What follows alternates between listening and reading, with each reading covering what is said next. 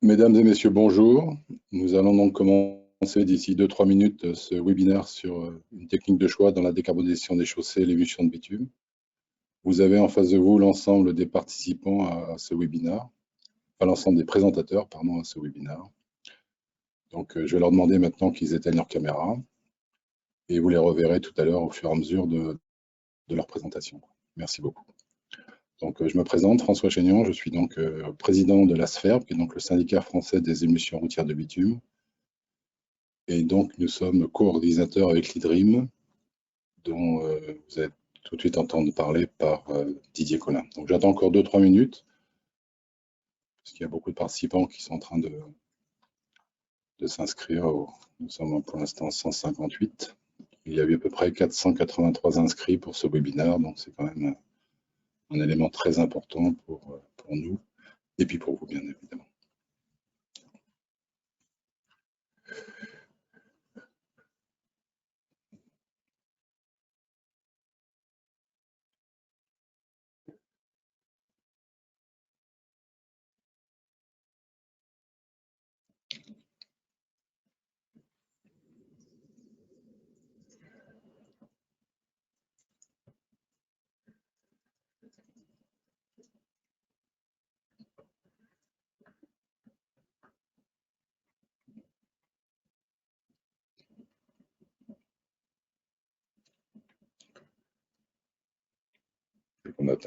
Dès qu'on atteint 200, on va y aller. Et on y est presque. Voilà.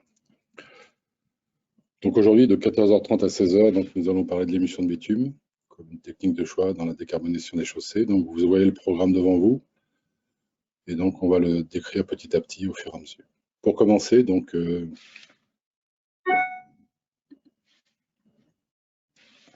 Didier Collin va donc faire le mot d'ouverture puisque c'est l'IDRIM qui organise ce webinaire.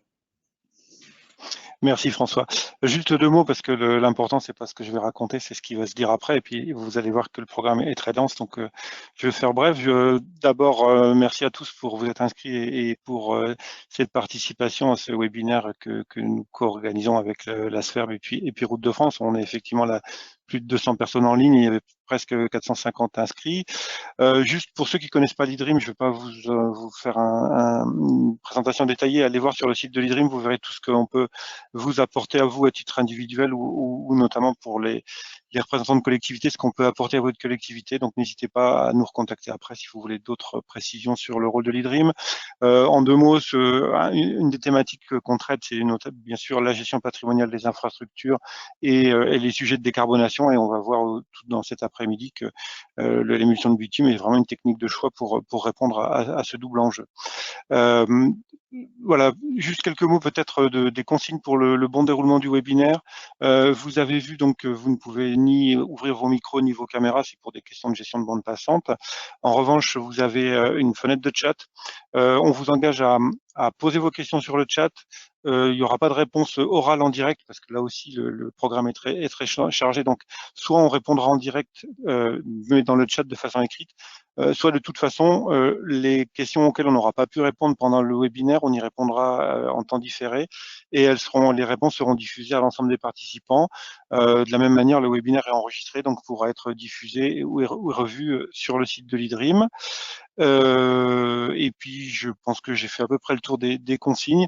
Alors, une dernière fois, merci vraiment à tous pour votre participation. Merci aux intervenants pour le travail qu'ils ont fait pour préparer ce webinaire. Vous allez voir que on a trouvé les meilleurs spécialistes du sujet et je pense que vous allez découvrir beaucoup de choses intéressantes pendant cette heure et demie. Voilà, je m'arrête là. Je fais très bref. Je redonne la parole à François.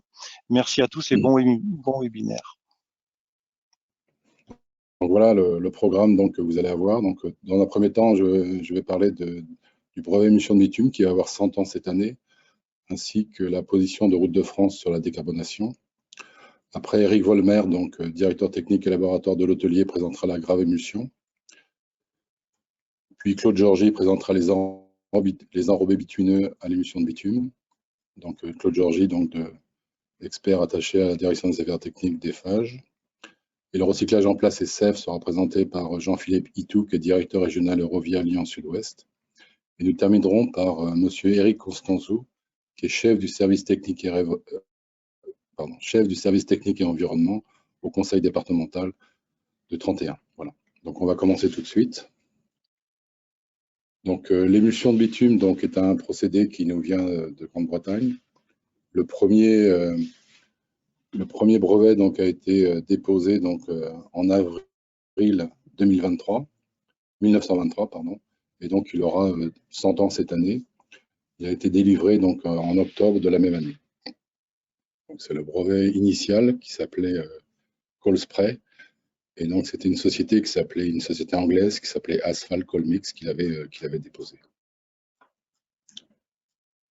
Le procédé Cold Spray, donc, c'est mis au point par des chercheurs anglais, Hugh Allen Mackay et George Samuel. Et c'est la toute première émulsion de bitume qui est vraiment totalement opérationnelle à l'heure actuelle, à cette époque-là. Quand on regarde l'historique, donc la Société Générale d'Entreprise a acquis cette licence en juillet 1924. Et ils ont créé un département émulsion et ils ont installé à Rouen la première usine de fabrication de cette émulsion Cold Spray. La Société Générale d'Entreprise, après, a ouvert de nouvelles unités de production et a cherché de nouveaux partenaires financiers pour exploiter le brevet. Et un rapprochement a été fait avec la Royal Dutch Shell de l'époque, qui aboutit à la création de SRC, bien sûr, qui s'appelle la Société routière Colas, qui a donc été créée le 16 mai 1929, d'où le nom de Cold Asphalt. Voilà quelques photos de l'époque. Donc, tout était fait par fût. Le bitume arrivait par fût et vous voyez que l'émulsion avait été aussi appliquée de façon assez traditionnellement de l'époque avec l'équipement pour réchauffer l'émulsion. Donc, c'est des documents d'époque des années 30. Depuis, l'émulsion de bitume s'applique sous tous les climats et toutes les latitudes. J'ai visité des usines en Alaska, il y en a en Afrique du Sud, en Thaïlande, au Maroc, au Mexique, aux États-Unis et bien sûr en France. Il y en a à Oman. Donc on a les températures les plus froides au niveau Alaska, les températures les plus chaudes au niveau Oman. Donc c'est pour vous dire que tous les climats et toutes les latitudes acceptent bien évidemment la technique de l'émulsion, principalement pour les techniques d'entretien. Donc technique d'entretien, donc couche d'accrochage, enduit de scellement, enduit superficiel d'usure, enrobé à l'émulsion. J'ai rajouté 2 nouvelles photos. Celle qui est tout à fait à droite, donc c'est une technique américaine qui s'appelle le scrub seal, où on met tout un tas de balais sur l'équipement qui est derrière la répandeuse, et ces balais appliquent l'émulsion dans l'ensemble des fissures pour bien pénétrer la fissure et assurer une bonne étanchéité du support. Et la photo de gauche, c'est quelque chose qu'on appelle le mulch, c'est-à-dire que l'émulsion était utilisée plutôt que le plastique à l'heure actuelle dans les champs de maïs pour permettre une meilleure croissance des grains de maïs, puisque le produit noir accepte la chaleur et la diffuse bien en dessous, donc il y a une meilleure croissance du maïs. Voilà, donc quelques applications un peu qui changent de nos domaines, ou bien des techniques que nous appliquons. Donc couche d'accrochage, enduit de scellement, enduit superficiel d'usure. Bien sûr, ce sont des techniques d'entretien qui sont très importantes, puisque l'entretien bien fait, c'est aussi une bonne décarbonation pour l'usager, puisque moins il consomme d'essence ou de gasoil ou de fuel, ou même d'électricité, moins de CO2 sont donc utilisés. Enrobé à émulsion, recyclage, donc ça va être les sujets d'aujourd'hui, pour justement montrer les implications de ces produits-là. Au niveau mondial, donc la production en 2021 qui est donnée par l'IBEF, qui est un syndicat qui représente l'ensemble des associations fabricants d'émulsions, 8 600 000 tonnes à peu près pour 100 pays. Donc collecte difficile malgré tout parce qu'il n'y a pas toujours d'association nationale. Par contre, on voit que ça représente environ 7 à 8% du tonnage du bitume utilisé dans le monde. Grande différence en France. En France, 30% du bitume utilisé sert à faire des émulsions. Donc la France est un pays très en avance dans ce domaine. Quand on regarde la production monde en graphique, donc les États-Unis font environ 2 à 3 millions de tonnes. La Chine est en forte croissance, mais les chiffres sont difficiles. La France est 3e, c'est la médaille de bronze. Le Mexique est 4e, et après vous avez tout l'Inde, la Russie, le Brésil, le Canada, tous les autres pays. Le Mexique est un pays particulier parce qu'ils ont décidé de ne plus utiliser ni cutback ni bitume fluxé il y a une dizaine d'années, d'où la production importante d'émulsions dans ce pays. En France, donc c'est le SFER, donc section des fabricants d'émulsions routières de bitume, donc qui représente l'industrie. Les membres représentent quasiment les pétroliers et la plupart des fabricants d'émulsifiants, plus bien évidemment les fabricants d'émulsions. 80 usines qui représentent 8 groupes nationaux et patrimoniaux. Sur les 80 18 usines qui sont exploitées en France et une par l'administration. La production de 2021 est environ de 677 000 tonnes. Et la production de 2022, un peu comme les enrobés, a une baisse d'environ 10% par rapport à l'année précédente. Donc c'est principalement lié à l'inflation et au budget qui n'ont pas suivi ça. Rapidement, décarbonation des chaussées routières, donc le point de vue de Route de France. Donc Route de France a regardé les leviers de décarbonation dans le métier principalement des enrobés bitumineux. La première chose, donc, c'est la consommation d'énergie, donc l'abaissement des températures, soit par les enrobés tièdes, soit par les enrobés à froid. Regardez également réduire les distances de transport, qui sont un phénomène important au niveau du CO2. Deuxièmement, c'est le recyclage, c'est la réduction de la consommation des ressources non renouvelables et l'utilisation de matières renouvelables avec des liants fluxés, avec des liants végétaux qui commencent à apparaître également, mais surtout le recyclage et la réutilisation. C'est quelque chose de très très important. Nous avons un métier, et ça a été vu dans le projet MUR, qui peut recycler de façon intelligente à la fois dans le chaud, dans le tiède et dans le froid. Donc là, c'est un petit graphique qui présente, ce sont des données donc, du berceau à la sortie de l'usine, donc principalement la fabrication et puis les matières premières. On voit l'importance du recyclage en place in situ, évidemment, puisque là, on recycle quasiment 100% des matériaux de la chaussée à l'émulsion. Ah, c'est quelqu'un d'autre qui joue avec mon truc là. Ça, c'est pas bon. Qui c'est qui joue avec là? Faut revenir en arrière. Là. Merci. Donc, encore une fois.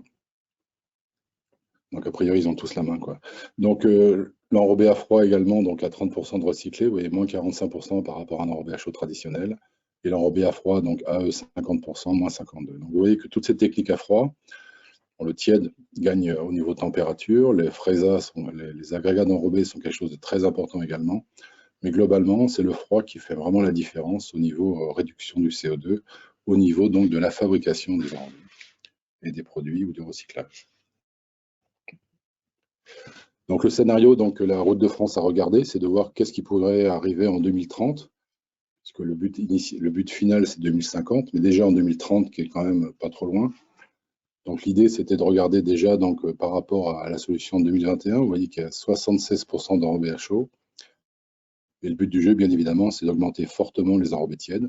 Donc ça, c'est bien sûr avec les maîtres d'ouvrage et les maîtres d'œuvre, c'est vraiment la prévision de Route de France, mais il est clair qu'on ne peut pas le faire tout seul. La plupart des maîtres d'œuvre sont aussi importants pour justement cette réduction de CO2. On voit aussi l'importance des enrobés à froid qui, dans le scénario 2, qui est le dernier en dessous, là, qui permettrait de diminuer de 40% donc les gaz à effet de serre, en prenant comme référence 1990, puisque c'est celle qui est prise globalement. Donc on voit l'importance que ça peut avoir de changer de pragmatisme, de commencer à aller vers plus d'enrobés à froid, plus de recyclage en place et plus d'enrobés tièdes. C'est une décision qui n'est pas prise par Route de France, mais qui montre ce que Route de France peut proposer à nos clients. Et je pense que les clients doivent regarder ça de façon intéressante, et vous le verrez tout à l'heure avec M. Eric Constanzo du Conseil départemental de Haute-Garonne. Pour terminer, donc, il y a un projet national de recherche collaborative sur les enrobés à l'émulsion qui va donc être lancé. Ce projet national de recherche collaborative se base sur différentes choses. Le domaine d'emploi déjà, trafic admissible jusqu'à T2. Le réseau français fait à peu près 1 100 000 km de route. Il y a à peu près 2/3 du réseau qui est en T2. Donc, il y a quand même un potentiel de développement très important et très significatif pour ces enrobés à froid. Il est clair que la saison d'emploi est importante, les conditions d'exploitation. Toutes ces choses-là, bien évidemment, vont être regardées dans le cadre de ce projet national qui se fera avec l'IREX. Voilà la production annuelle d'enrobés à froid donc en France, Gravémulsion et BBE. C'est environ 2 200 000 tonnes en 2021. Ça représente 6% des enrobés. Donc vous voyez, c'est quand même il y a une marche de croissance très importante. Pour ceux qui sont intéressés, en bas à droite, il y a le bilan environnemental de Route de France qui regarde le recyclage, l'émulsion, les enrobés, les postes, pour justement les usines d'enrobés, les usines d'émulsion, pour justement voir l'efficacité de la profession par rapport à la réduction de CO2 en chauffage, en énergie, avec de l'électrique, enfin toutes ces choses qui sont à l'heure actuelle en train de se développer très fortement. Donc les livrables qui sont envisagés dans ce projet national, donc c'est bien sûr d'utiliser le retour d'expérience, Il y a déjà eu le projet Optimir, il y a eu tout un tas de projets qui ont été réalisés dans ce cadre-là dans différents départements, justement des choses qu'il faut suivre maintenant parce qu'ils ont à peu près une dizaine d'années. Mieux comprendre le mûrissement, Route de France a déjà lancé 2 thèses pour justement avec l'UGE pour essayer, donc l'université Gustave Eiffel, pour regarder le mûrissement, donc il y a une deuxième thèse qui est en cours. Améliorer la connaissance des comportements mécaniques, c'est un produit qui est très particulier, vous le verrez dans les présentations qui sont faites derrière. Mieux dimensionner, puisqu'on a un système de dimensionnement en France qui est très bien fait par rapport au reste de l'Europe, et donc il faut essayer d'optimiser ce produit pour justement le dimensionner à sa juste valeur. Complémenter la méthodologie de formulation, améliorer les outils de production et l'aide à la prescription dans les appels d'offres. Donc voilà un peu les livrables qui sont envisagés par ce projet national, sachant que c'est collaboratif, c'est comme le projet MUR où il y avait à peu près 40 ou 50 participants, que ce soit des maîtres d'ouvrage, des maîtres d'œuvre, des laboratoires, de l'industrie. Tout ça est très important et toute la communauté routière peut y participer. Et je crois que ça, c'est très important à l'heure actuelle de regarder l'ensemble de cette chose-là. Voilà. Donc, je vous remercie de votre attention et je laisse la parole à Éric Volmer qui vous parlera de gravémulsion et décarbonation. Très bonne journée et bonne fin.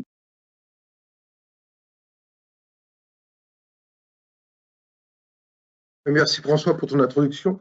Donc, je vais vous parler de la gravémulsion, vous montrer donc c'est une technique qui est aujourd'hui bien cadrée, bien maîtrisée, et c'est une technique qui est d'âge mûr, si je puis dire. Donc, pourquoi d'âge mûr? Parce que c'est une technique qui est apparue quasiment dans la foulée du brevet sur les émulsions de bitume. Donc, ça date déjà, donc, on va dire, quasiment 100 ans, même si ce n'est pas tout à fait 100 ans. Depuis, beaucoup de choses ont évolué. On a vu apparaître une première directive, on va dire à peu près 50 ans plus tard, après l'introduction des gravémulsions. Tout ceci donc pour exposer les règles de l'art issues des 50 premières années de retour d'expérience. Ensuite, donc, ont suivi un certain nombre de documents, de publications de toute nature, notes d'information, donc à l'époque donc sous des instituts qui s'appelaient autrement que l'IDRIM, on va dire que c'était donc les institutions qui étaient à la base de tout ça. Un certain nombre de documentations donc au travers de revues, des documentations bien spécifiques. Et là, j'ai pris l'exemple du document qu'on appelle le livre Bordeaux de la SFERB, qui est dédié donc aux émulsions de bitume, mais pas simplement aux émulsions de bitume, à tous les usages des émulsions de bitume, toutes les techniques, donc parmi lesquelles celles dont on va parler aujourd'hui. Un document donc il faut citer, c'est un document qui est sorti donc en 2022, un numéro spécial de la RGRA. Ce numéro spécial était dédié donc au rendu d'un programme de recherche de 6 ans, recherche coopérative, publique et privée, complètement dédié à la GE. Bien sûr, autour de tout ça, on a une normalisation qui est apparue, des normes dans le domaine des gravémulsions qui ne datent pas non plus d'hier, puisque la première version de la norme sur les gravémulsions date de 92. Là, je vous ai exposé donc sur le diaporama donc la dernière version de la norme qui date de 2014, la 98-121. Quand je dis la dernière version, c'est la dernière version française qui en théorie aujourd'hui a été annulée et remplacée donc par une norme européenne qui est la norme NFEN 13108-31. Donc, à côté de ça, bien sûr, on a donc un encadrement de la mise en œuvre, de l'exécution, qui est la norme NFP 98-150-2, une norme vraiment spécifique donc aux acides chaussés à base de matériaux bitumineux fabriqués à froid. Qu'est-ce qu'on peut dire sur l'ensemble de ces documents-là, surtout pour parler de ceux qui sont vraiment opérationnels aujourd'hui. Le dernier que j'ai cité, donc c'était la norme européenne. Maintenant, c'est une norme européenne que je peux qualifier aujourd'hui d'un peu rébarbative, dans la mesure où elle fait un peu un mélange de toutes les techniques à l'émulsion, les gravémulsions, les BBE. Elle est assez difficile à exploiter dans l'état actuel des choses. Vous y trouvez un certain nombre de codes, des grands tableaux bien longs, mais rien de bien précis qui va vous aider à choisir donc ce qui va vous permettre d'assurer le succès de votre chantier. Donc là, je veux mettre en avant un autre document, donc quasiment aussi récent donc, que la norme. En réalité, ça a été travaillé quasiment en simultanément, donc qui est le dernier guide enrobé à l'émulsion fabriqué donc en usine.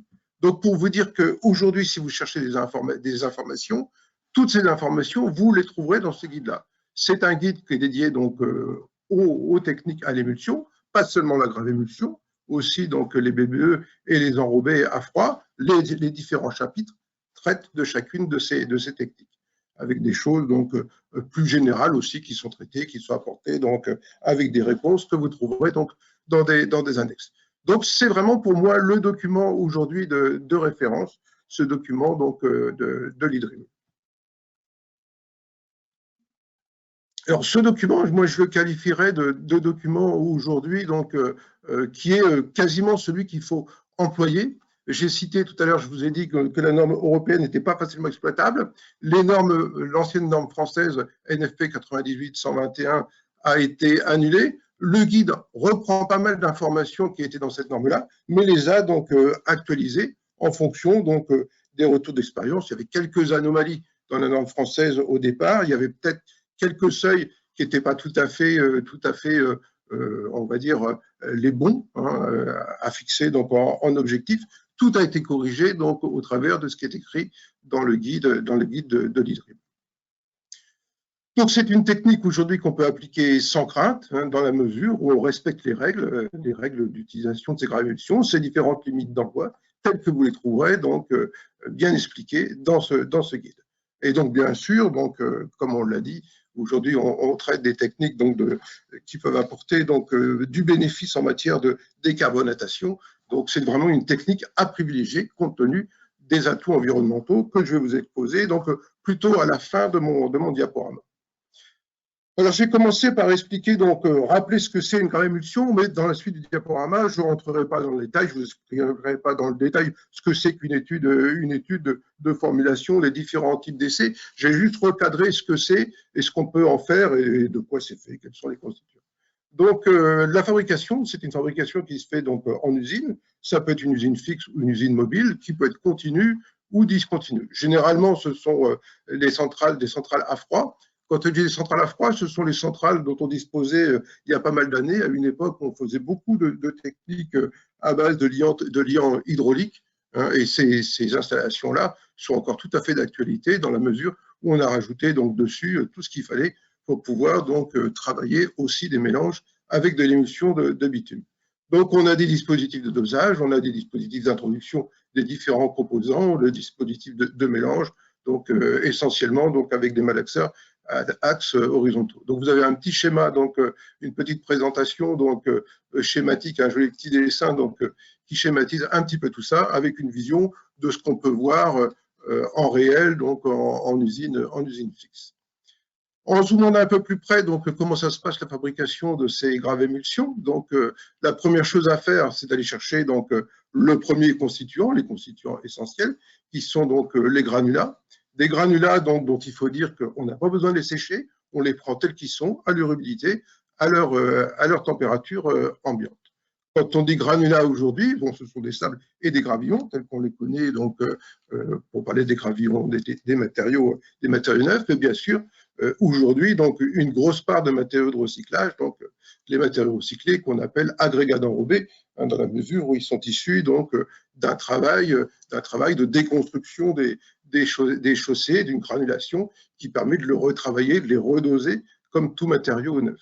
Donc on va prendre ces composants-là, on va les faire rentrer donc dans un malaxeur qui fonctionne en continu. On va donc dans un premier temps leur apporter une humidité et on va homogénéiser tout ça donc en première partie du malaxeur. Une fois que tout ça est homogène à la bonne teneur en eau, on aura quelque chose qui aura donc une bonne affinité pour y ramener donc l'émulsion de bitume. On va continuer à brasser tout ça pour avoir en sortie une émulsion, donc une grave émulsion.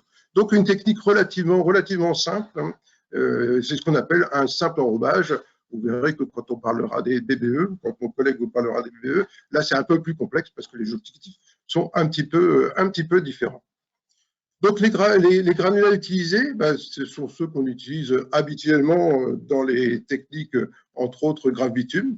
Si je cite par exemple le cas des gravbitumes qu'on utilise couramment pour des trafics inférieurs ou égaux à AT3, suivant le langage de la norme française, des codes de la norme 18545. Ce sont des matériaux donc des 3A, donc de caractéristiques, on va dire, correctes, mais plutôt ordinaires. On n'a pas besoin, en grave émulsion, d'avoir des matériaux de très très grande résistance mécanique. La catégorie D suffit tout à fait.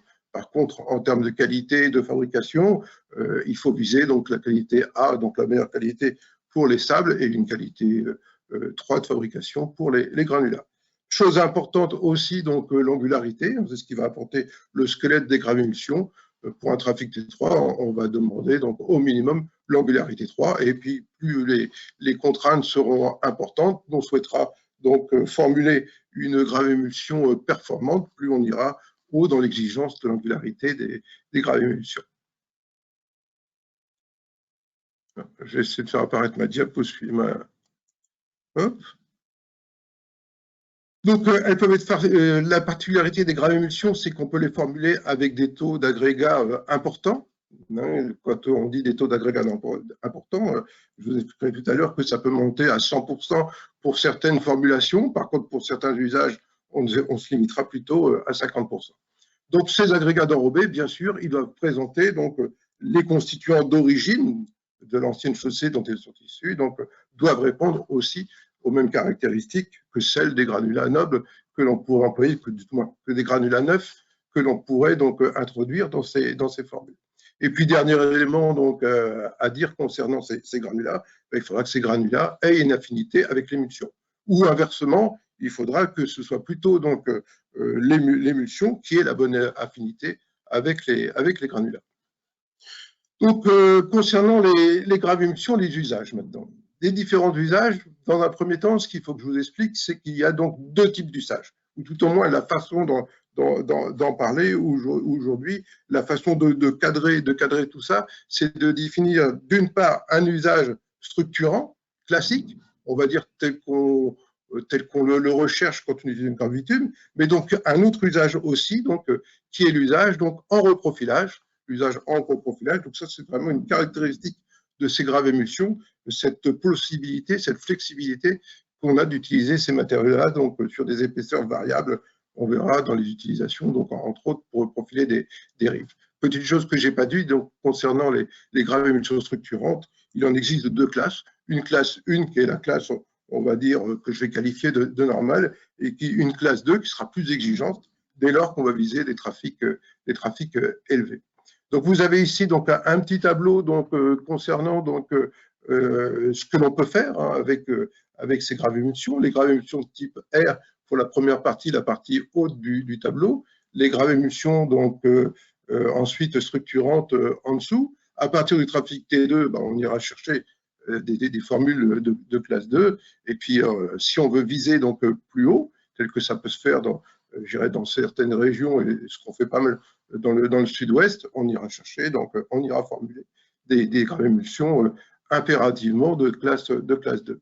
Concernant le reprofilage, si je reviens au reprofilage, ce reprofilage, il peut se faire, on va dire, sur quasiment tous les trafics. Ceci dit, tout dépendra de ce qu'on mettra donc au-dessus en termes de protection, en termes d'épaisseur, de couche de roulement. Le tableau que je vous présente, beaucoup de choses que je vous présente dans le diaporama, ce sont des choses qui sont issues du guide que je vous ai présenté donc, juste avant. Donc ici, vous avez donc, le tableau qui est à la page 80 de ce guide.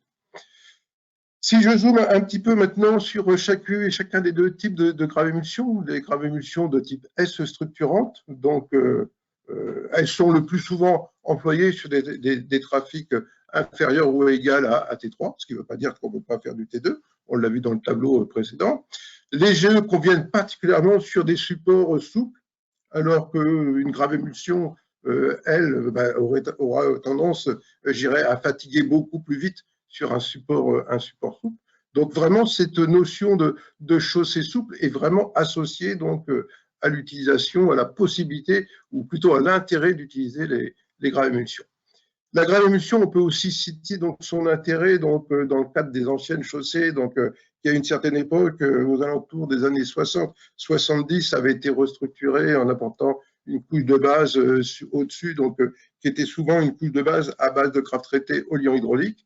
Si on a encore ce type de chaussée avec des remontées de fissures, le fait de remettre une couche structurante au-dessus de gravémulsion à base de bitume, donc qui est plus mou que ce qu'on utilise de façon classique en gravibitume, ça permettra d'éviter ou tout au moins de ralentir très fortement les remontées de fissures. Ceci dit, il ne faut pas en mettre que 2 cm comme pour un sable enrobé, il faudra en mettre aux environs, au minimum 8 cm d'épaisseur si on veut vraiment donc retarder une réapparition, une remontée de ces fissures. Un petit zoom maintenant sur les gravémulsions de reprofilage. Il y a 2 façons d'utiliser les gravémulsions de reprofilage. La première façon, c'est de l'utiliser simplement à l'endroit où on en a juste besoin. Donc là, ici, vous avez une illustration de l'usage en reprofilage de rives. Une illustration qui va un petit peu plus loin, puisque là, ce que vous voyez, c'est non seulement un reprofilage de rives, mais en plus, on en a profité pour élargir et puis remettre tout ça avec un profil en travers des pentes traditionnelles telles qu'on les demande sur les chaussées d'aujourd'hui. Et on peut aussi faire des reprofilages, utiliser de la gravémulsion de reprofilage en pleine largeur pour masquer à la fois des défauts sur les rives, mais aussi des défauts qu'il peut y avoir au niveau des passages de roues, des véhicules, au niveau de l'axe, des chaussées ou tout autre type de déformation. Un des intérêts de cela aussi, c'est qu'on retrouve une surface de constitution homogène, ce qui est bien plus facile ensuite pour pouvoir formuler au-dessus un enduit superficiel. Concernant maintenant, pour revenir sur ces 2 types de gravémulsion, à la fois celle de reprofilage, celle de type S, comment va-t-on choisir la formule qui est adaptée à ces différents usages? Pour ces formules-là, on va les choisir en fonction de la problématique du chantier. Quand je dis problématique du chantier, c'est l'épaisseur de mise en œuvre qui sera nécessaire, soit pour structurer la chaussée, si on parle d'un chantier de restructuration, et si c'est en reprofilage, même chose. Si vous avez là, par exemple, du reprofilage à faire avec un reprofilage à 0 à l'approche de l'axe et puis sur la rive aux alentours de 6 cm, vous serez obligé d'aller chercher un calibre de type 0,10. Si on regarde maintenant ce qui se passe pour une type S, si je prends un exemple d'une structure classique qui ferait entre 6 et 12 cm d'épaisseur, là on ira chercher une grave émulsion de calibre 0,14.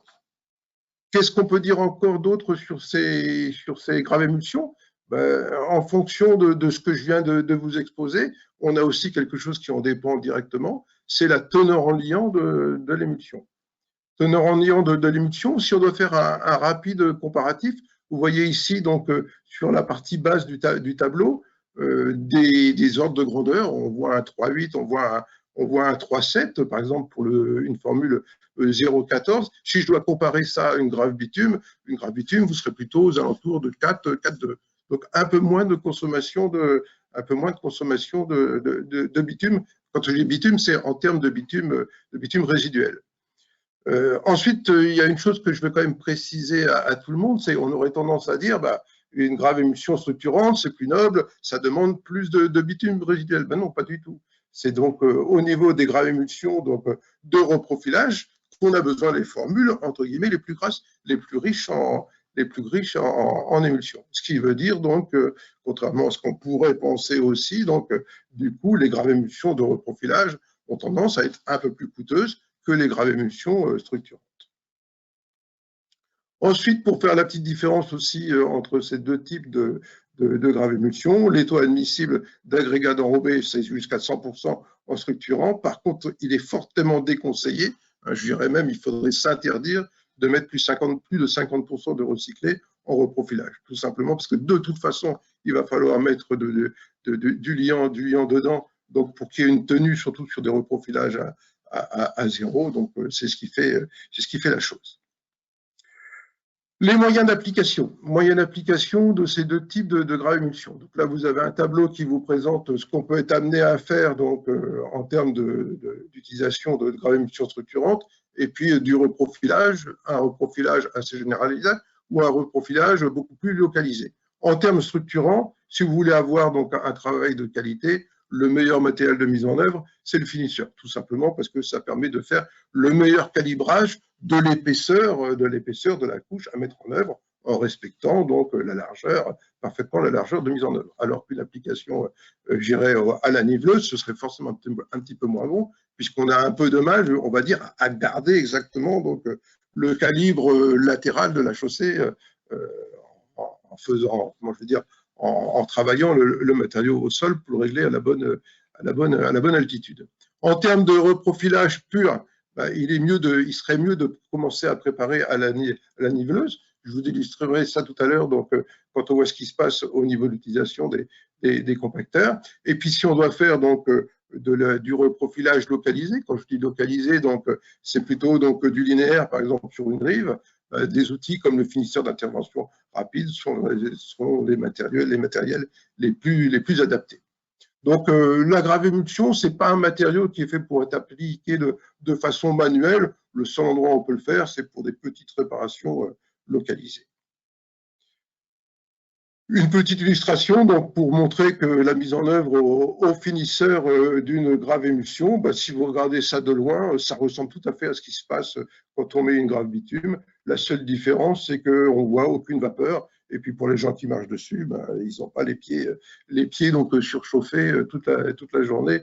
Ils ne sont pas dans cette ambiance classique qu'on peut avoir donc, quand on applique des enrobés à chaud. Une application à la niveleuse, où on devine tout de suite, donc, comme je vous ai expliqué tout à l'heure, donc les limites, hein, dans la mesure où il est quand même assez difficile de respecter le bord du projet.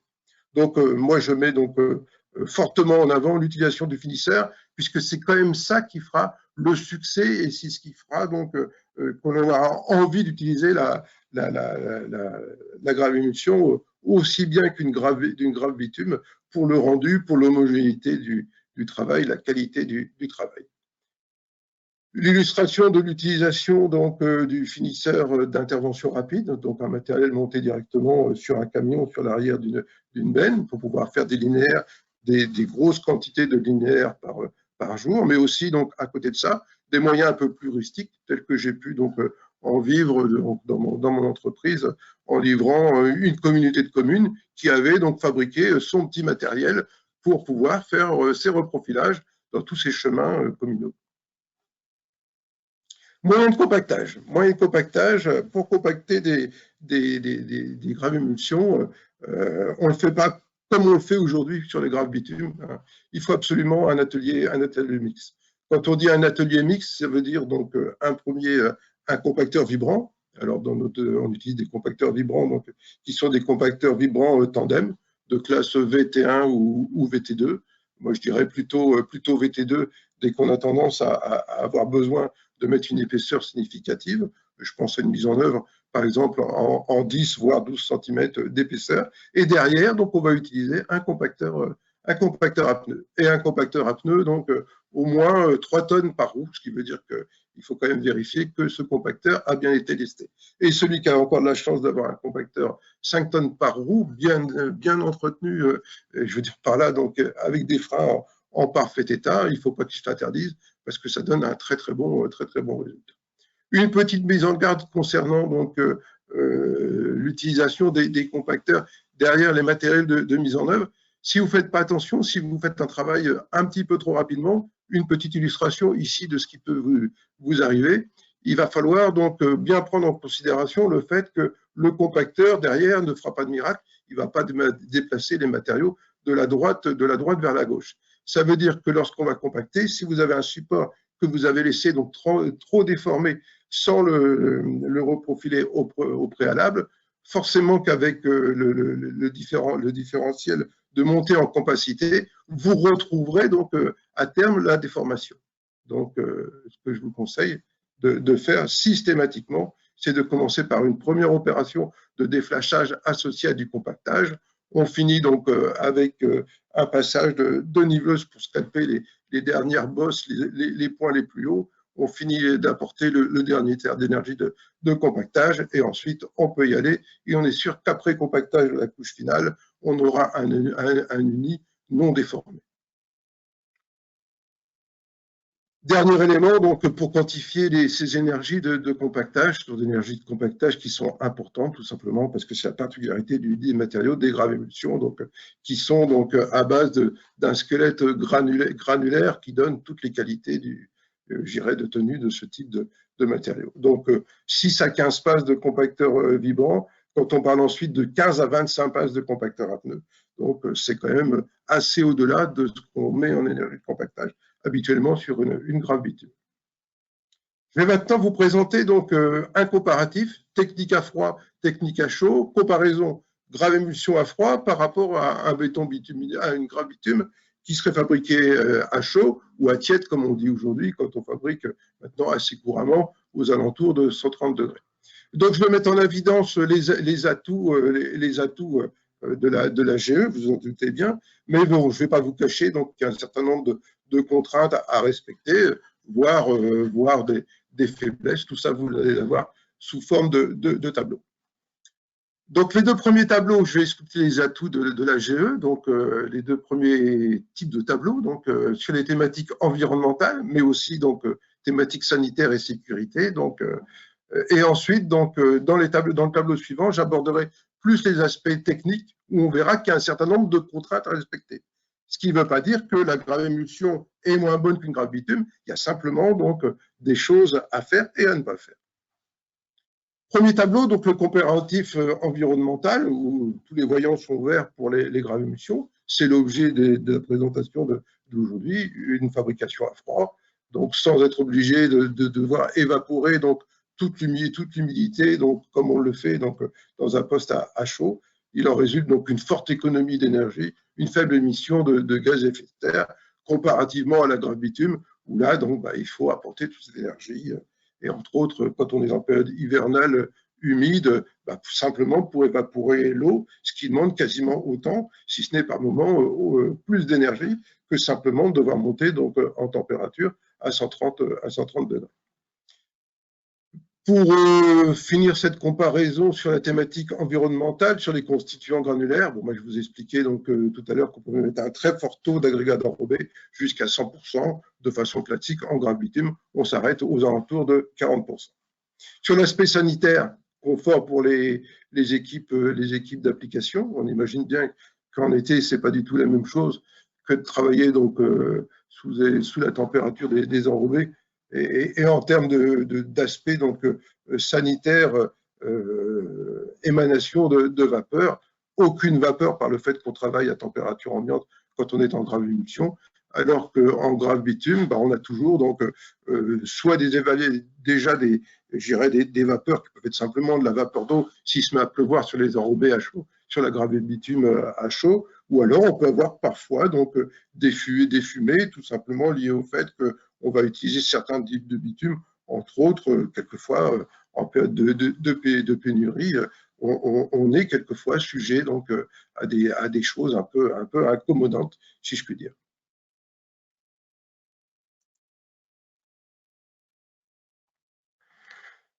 Contrainte technique maintenant, tous les voyants ne sont pas absolument ouverts pour la grave émulsion. Il y a une période à respecter. Quand je dis période à respecter, vous savez que par exemple aussi quand on fait des enduits superficiels, on ne peut pas les faire à n'importe quelle période. La grave émulsion, c'est un peu pareil. La grave émulsion, elle a besoin d'être mise en œuvre avec des conditions suffisantes. Quand je dis des conditions suffisantes, on va commencer à appliquer ça au début du printemps. Et puis, on évitera, on fera plus qu'éviter, même on s'interdira d'appliquer des graves émulsions au-delà du mois d'octobre. Quand je vous dis ça, on s'interdira. Moi, je pense à ma région, donc plutôt du nord. Je vois qu'il y a du monde qui bouge un peu mes diapos en cours de route. J'essaie de revenir en arrière. Excusez-moi. J'ai perdu un peu la main. Voilà, je reviens dessus. Donc, comparatif technique, je continue. Donc, quand on parle des graves émulsions, attention, il y a une fragilité donc, au jeune âge. Hein. Ceci dit, il suffit de restreindre un peu la circulation au départ. Quand on dit restreindre, ça n'empêche pas du tout de laisser passer donc, les véhicules légers. Par contre, si vous venez de faire un chantier de grave émulsion, donc hier, et que les tracteurs agricoles avec leurs crampons viennent aussitôt dessus, ça peut laisser des traces, contrairement à une grappe bitume qui, une fois qu'elle est froide, elle s'est entre guillemets solidifiée. Donc, respecter aussi pour les gravemulsions un délai de mûrissement. Là aussi, il faut être un petit peu patient. Plus vous ferez des gravemulsions à la bonne saison, plus les délais de mûrissement sera court. Alors qu'en gravemulsion, inutile d'attendre quoi que ce soit pour pouvoir remettre une couche au-dessus, donc une couche de roulement à partir du moment où le support en dessous est déjà suffisamment refroidi. Pour ce qui est du comportement à moyen terme, pas de fluage, pas d'ornirage à craindre sur les gravemulsions, même si c'est un produit que je vous ai expliqué, je dirais, qui est un peu plus fragile au jeune âge. Il a un comportement bien particulier. C'est son squelette qui en assure donc la tenue. La répartition des vides n'est pas du tout comparable à celle des graves bitumes. Et tout ça fait que malgré tout, ces gravemulsions se comportent très bien, y compris sous des trafics élevés, sous des trafics T2. Il n'y a absolument aucun problème. Cette gravemulsion, donc, elle n'est pas sensible à la fatigue, contrairement à tous les matériaux classiques enrobés à chaud, à base de bitume, le plus souvent maintenant 35-50, qui peuvent, à moyen terme, effectivement, dans leur durée de vie, présenter eux aussi donc, des fissures, quand je parle donc des graves bitumes. J'en arrive au comparatif concernant donc ces aspects environnementaux, essayer de quantifier un petit peu tout ça. Un premier tableau donc pour présenter la différence entre chaud, tiède et froid. Vous avez ici donc les chiffres en termes de CO2 équivalent, fabrication à chaud, cofabrication tiède, un petit peu d'économie par le tiède, mais pour faire toute la différence, il faut passer donc par les techniques gravemulsion pour arriver donc à des gains. On arrive à minimiser comme ça à près de 35% la quantité de CO2 équivalent généré par les fabrications. Alors si je m'arrêtais là, je ne serais pas tout à fait honnête, puisque quand on met une gravemulsion, même une bonne gravemulsion de classe 2, à structure équivalente, on en met un peu plus épais qu'une grave bitume de classe 3. Donc c'est la raison pour laquelle je vais vous présenter quelques tableaux, j'irai dans un contexte de chantier bien précis. Donc ici, on a pris un cas de chantier de 1000 m² en chaussée neuve, dans un cas de trafic T4, avec en dessous une plateforme de qualité PF3, avec un dimensionnement qui a été fait conformément au catalogue des structures Bretagne, Pays de Loire. Ça, c'est un tableau que je reprends, c'est quelque chose que vous allez retrouver exactement à l'identique dans les annexes du guide que j'ai cité au début de cette présentation. Ici, des chiffres pour vous montrer l'économie, donc même compte tenu du fait qu'on met donc 1 cm de plus de gravemulsion de classe S2 par rapport à de la grave bitume, l'ordre de grandeur en termes de gain d'énergie, c'est 30%. Maintenant, rien ne vaut une belle présentation graphique pour bien mettre en évidence cet écart-là. On voit que la majeure partie donc, de l'écart, on voit à quoi elle est due. Donc, c'est la fabrication dans le cadre de la GB, donc, qui est à l'origine de cette consommation que je pourrais qualifier aujourd'hui d'excessive par rapport à ce qu'on peut faire donc, dans bien des cas avec de la gravemulsion. Une présentation en décomposant donc les différents apports des matériaux, du transport, de la fabrication, du transport en termes de consommation d'énergie. Donc, au niveau des matériaux, la différence n'est pas énorme. Alors, comme on en consomme un petit peu plus, donc à ce niveau-là, la GE est un peu moins favorable.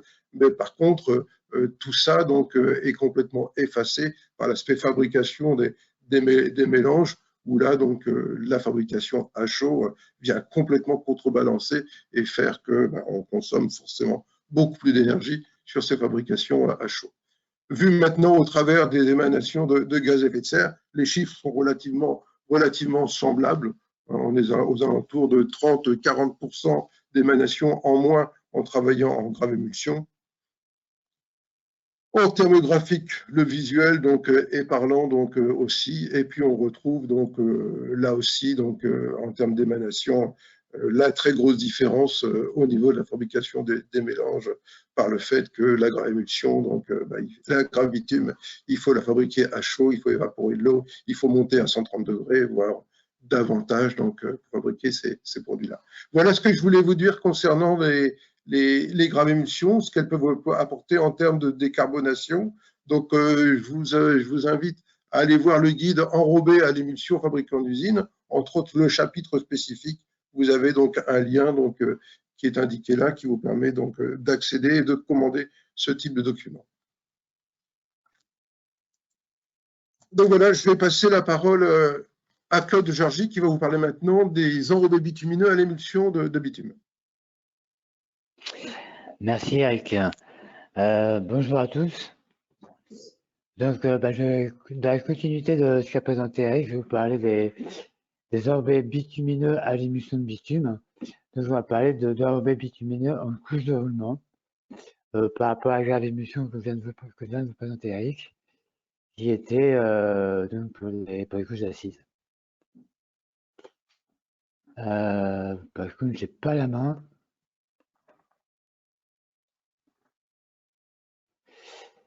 Tu cliques.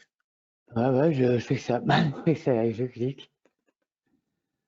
Je clique comme un malade, mais ça marche pas. Voilà, ça y est, ça marche. Merci.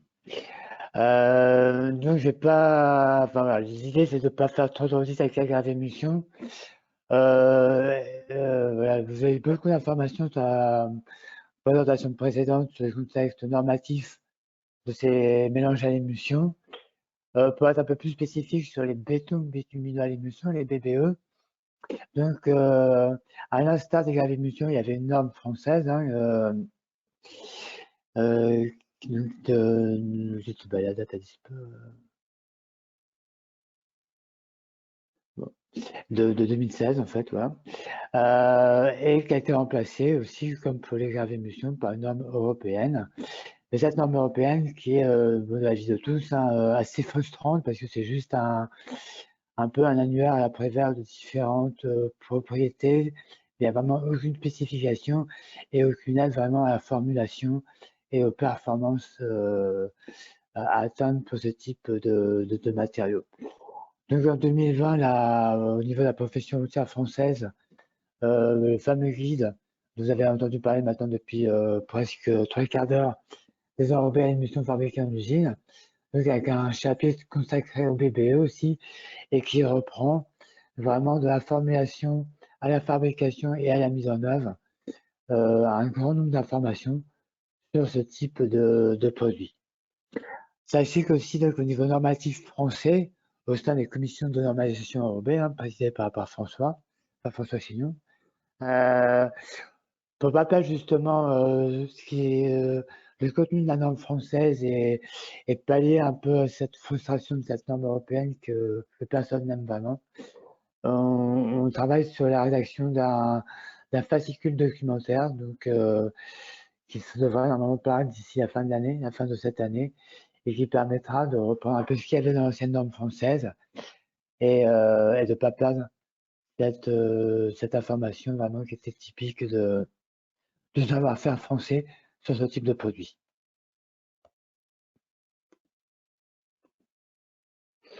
Alors, un béton bitumineux à l'émulsion, si on veut le définir, en fait, c'est un enrobé hydrocarboné, donc à base de bitume, qui se fait à l'émulsion. Alors, c'est un enrobé qu'on va mettre en couche de roulement, c'est un béton bitumineux, et donc avec une très faible stockabilité, parce qu'il va réaliser, c'est qu'il monte, que dès qu'on le met en œuvre et qu'on le compacte, sa montée en cohésion soit assez rapide pour pouvoir être circulable. Par rapport à une grave émulsion aussi, qui va être recouverte, le BBE est une couche de roulement, et donc on va essayer autant que faire se peut d'avoir un enrobage parfait et que tous les granulats soient recouverts d'un film motillant. On a une couche de surface, il y a aussi un rôle d'étanchéité important que ce type de matériaux routiers doit apporter. Donc avec un enrobage parfait, en couche de roulement, et voilà. Si on reprend donc, on l'a dit, la norme européenne est assez frustrante, donc on reprend pas mal d'informations, comme un peu Eric vous a présenté sur les GE, sur ce kit de 2020, le kit système de 2020. En fait, ces BBE sont des enrobés plutôt fermés, on va dire, un peu calés sur les codes de BBSG. Voilà, c'est des enrobés continus. Il n'y a pas de codes discontinus sur les BBE décrits dans ce guide. Par contre, à l'instar aussi des graves émissions, on va différencier deux types de BBE. Les types 1, vraiment destinés à des opérations d'entretien, de restauration de caractéristiques de surface de chaussée. Et les types 2 qui vont pouvoir apporter un rôle un peu structurel également. Bien sûr, c'est une couche de roulement, mais avec des propriétés un peu structurelles. Donc, on peut voir, si vous regardez le tableau comme dessous, pouvoir appliquer sur des épaisseurs un peu plus épaisses que le type 1. Donc, on distingue les BBE type 1 et 2 en très mince ou mince, dans les deux cas, et les BBE de type 2, on va pouvoir monter jusqu'à des épaisseurs de 5 à 8 cm, justement, pour renforcer un peu ce rôle structurant qu'ils peuvent apporter.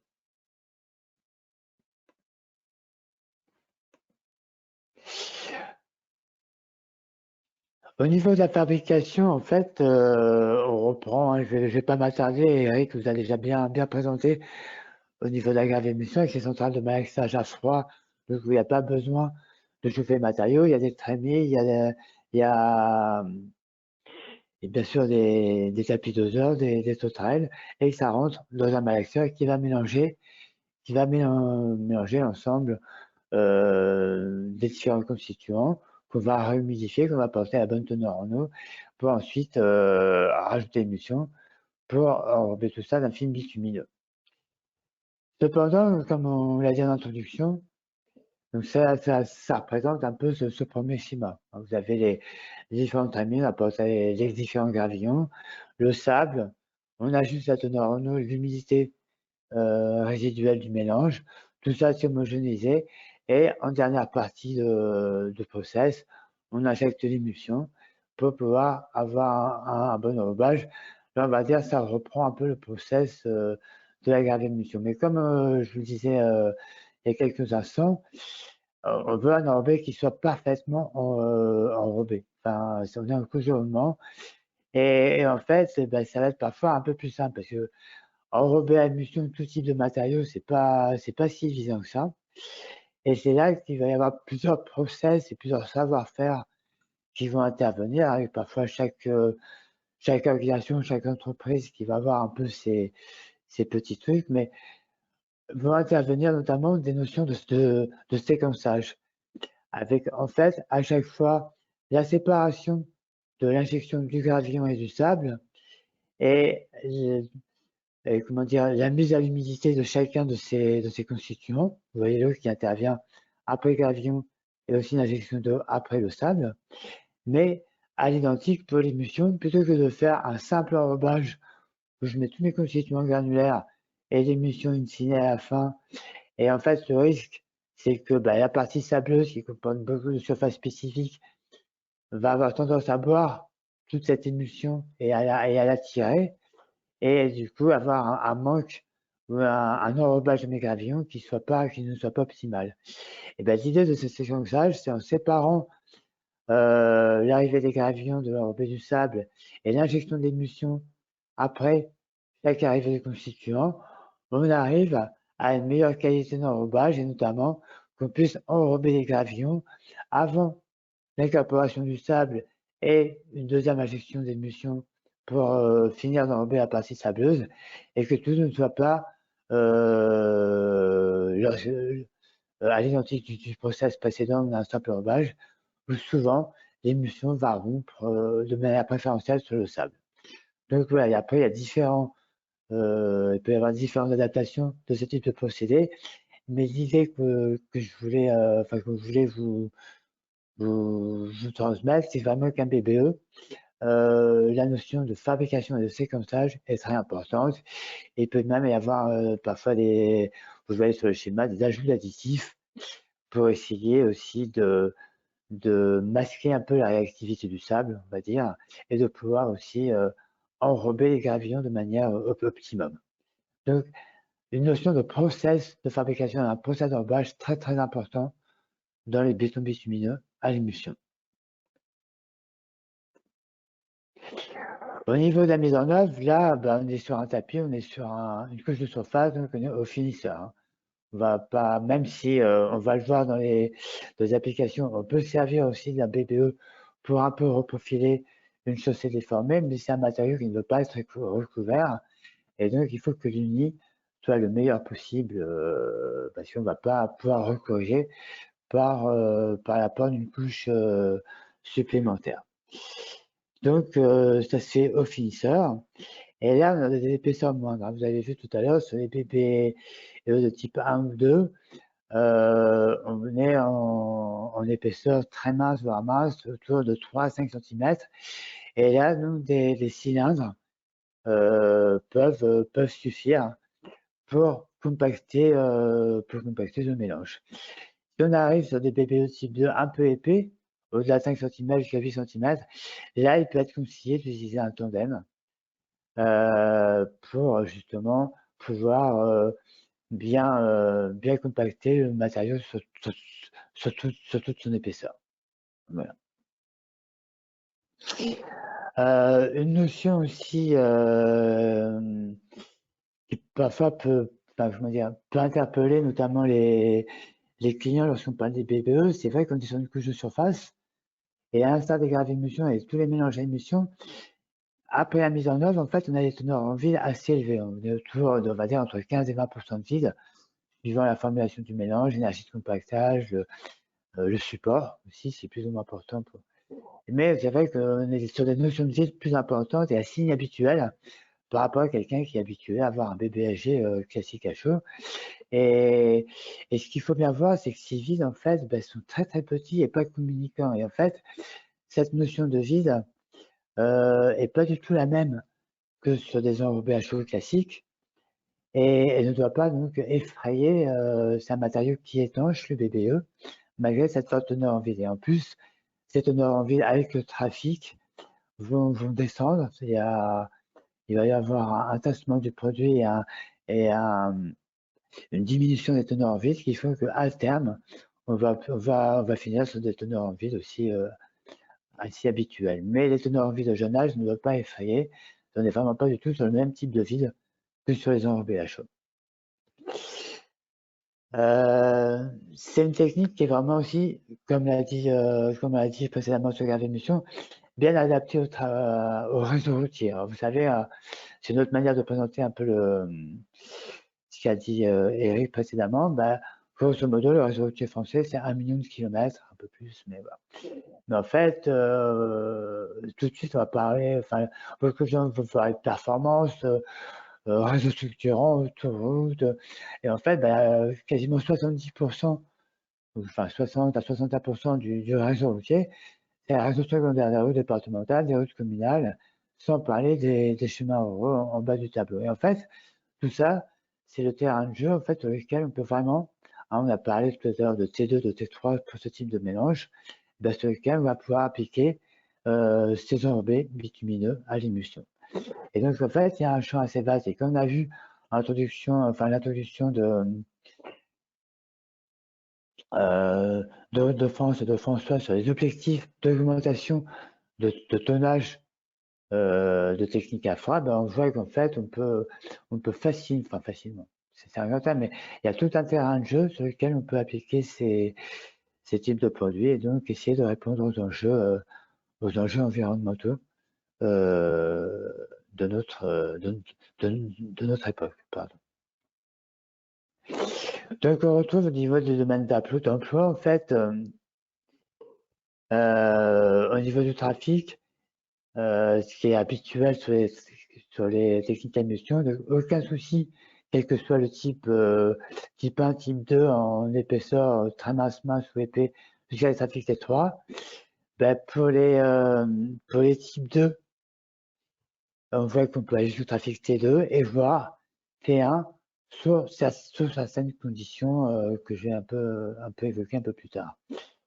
Le seul, en plus de ces conditions de trafic, la principale, on va dire, limitation, chose à faire attention, c'est aussi la saisonnabilité de ces matériaux. C'est des matériaux qui contiennent de l'eau et il y a une période de maturation. Des matériaux qui peuvent être fragiles au jeune âge, ce qui explique ces limitations au trafic et qui font qu'une maturation est nécessaire. Et donc, et ce qui fait qu'il faut que cette eau, in fine, puisse bien partir du mélange et donc faire ça dans des conditions idéales de température et d'humidité, donc plutôt, bien sûr, printemps-été, et plutôt début de saison que fin de saison, parce que si vous faites un bébé en fin de saison, parfois il ne va pas avoir la chaleur, il ne va pas avoir le beau temps, la bonne météo avant la saison suivante, plusieurs mois après. Donc s'il y a plutôt un risque à prendre en saisonnabilité, il vaut mieux le faire plutôt en début de printemps qu'en fin d'été, parce que en début de printemps, on est sûr qu'à un moment donné, il va faire beau après, et que justement cette maturation du mélange va pouvoir se faire. Donc, on a vu par rapport au trafic, après, en domaine d'emploi, par rapport au type de chantier. Donc, c'est des techniques d'entretien, hein, comme vous l'a dit Eric précédemment. Donc, on peut être tout d'entretien de surface. Hein, typiquement, c'est le domaine d'emploi des bébés, des bébés de type 1. Et en fait, suivant la déformation de votre support, vous allez aussi adapter l'épaisseur de votre enrobé bitumineux à appliquer. Donc, on le répète, on est plutôt sur des trafics T3 dans ces techniques d'entretien et ce type de BBE type 1. Voilà, et l'avantage, c'est que vous faites qu'une seule couche, un couchement, et vous pouvez déjà aussi, si le support n'est pas trop déformé, un peu reprofiler. Voilà. Sachant que bien sûr, plus moins vous allez en mettre épais, hein, si vous faites des bébés minces, voire très minces, bien sûr, moins le support va être déformé, ou alors il faudra au préalable reprofiler, faire un reprofilage au préalable avant d'appliquer votre BBE de très mince.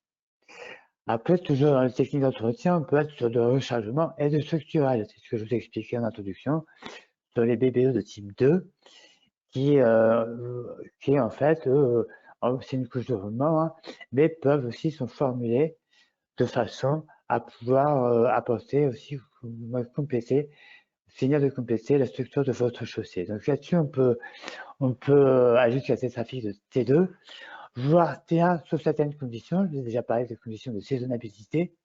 Hein, mettre ça vraiment d'appliquer ça dans des conditions optimales d'humidité et de température.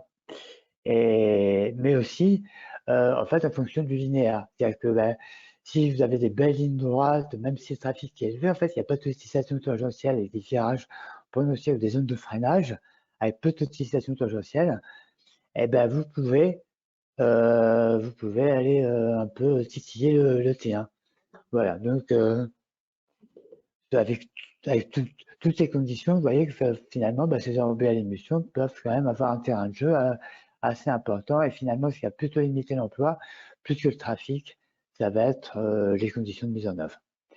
Et ce qui est intéressant avec ces BBE de structurants, c'est qu'ici, ils peuvent se substituer à des techniques traditionnelles de rechargement en GNT, qu'après on va recouvrir d'un enduit superficiel d'usure, ou même généralement, souvent, hein, il y a des marchés départementaux où on fait des graves émissions en profilage, que recouvre après d'un enduit ou d'un MBCF.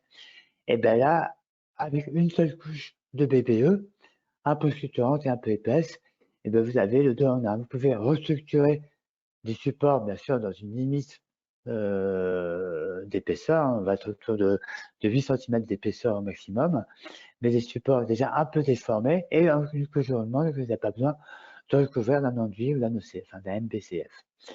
Donc voilà, en une seule couche, vous pouvez avoir les deux rôles que font par exemple une GE et un enduit. Il y a aussi des applications, hein, ça c'est repris dans le guide de 2020 en construction neuve. Là, c'est assez peu fréquent, il faut s'avouer, on est plutôt sur une technique d'entretien de chaussée. L'intérêt de ce BPE, ça peut être surtout sur les chaussées très souples. Hein, on vous le redit, et c'est un message, on le redit encore les BPE, on vous l'a dit pour les GE. L'avantage de ces techniques à émulsion, c'est aussi sur des chaussées très souples, où parfois les enrobés bitumineux classiques à chaud ou tiède, on va dire à température abaissée, voilà, c'est un peu plus rigide. Et ben, ces supports à émulsion, enfin ces matériaux à émulsion, ces enrobés à émulsion, que ce soit les GE ou les BPE, eux sont très bien adaptés à des chaussées souples et sur des sols compressibles ou peu portants. Et donc, ça peut être en construction neuve un des intérêts à préférer ce type de matériaux par rapport à des enrobés classiques anhydres, chauds ou température abaissée. Après, bah, pareil, dans ces cas-là, en construction neuve, on va retrouver les types de trafic dont je vous ai déjà parlé, idéalement T3, voire même T2 sur les enrobés de type 2. Avec bien sûr, bah, plus vous allez monter en trafic, plus le niveau de défection admissible doit être faible pour pouvoir appliquer votre PPE.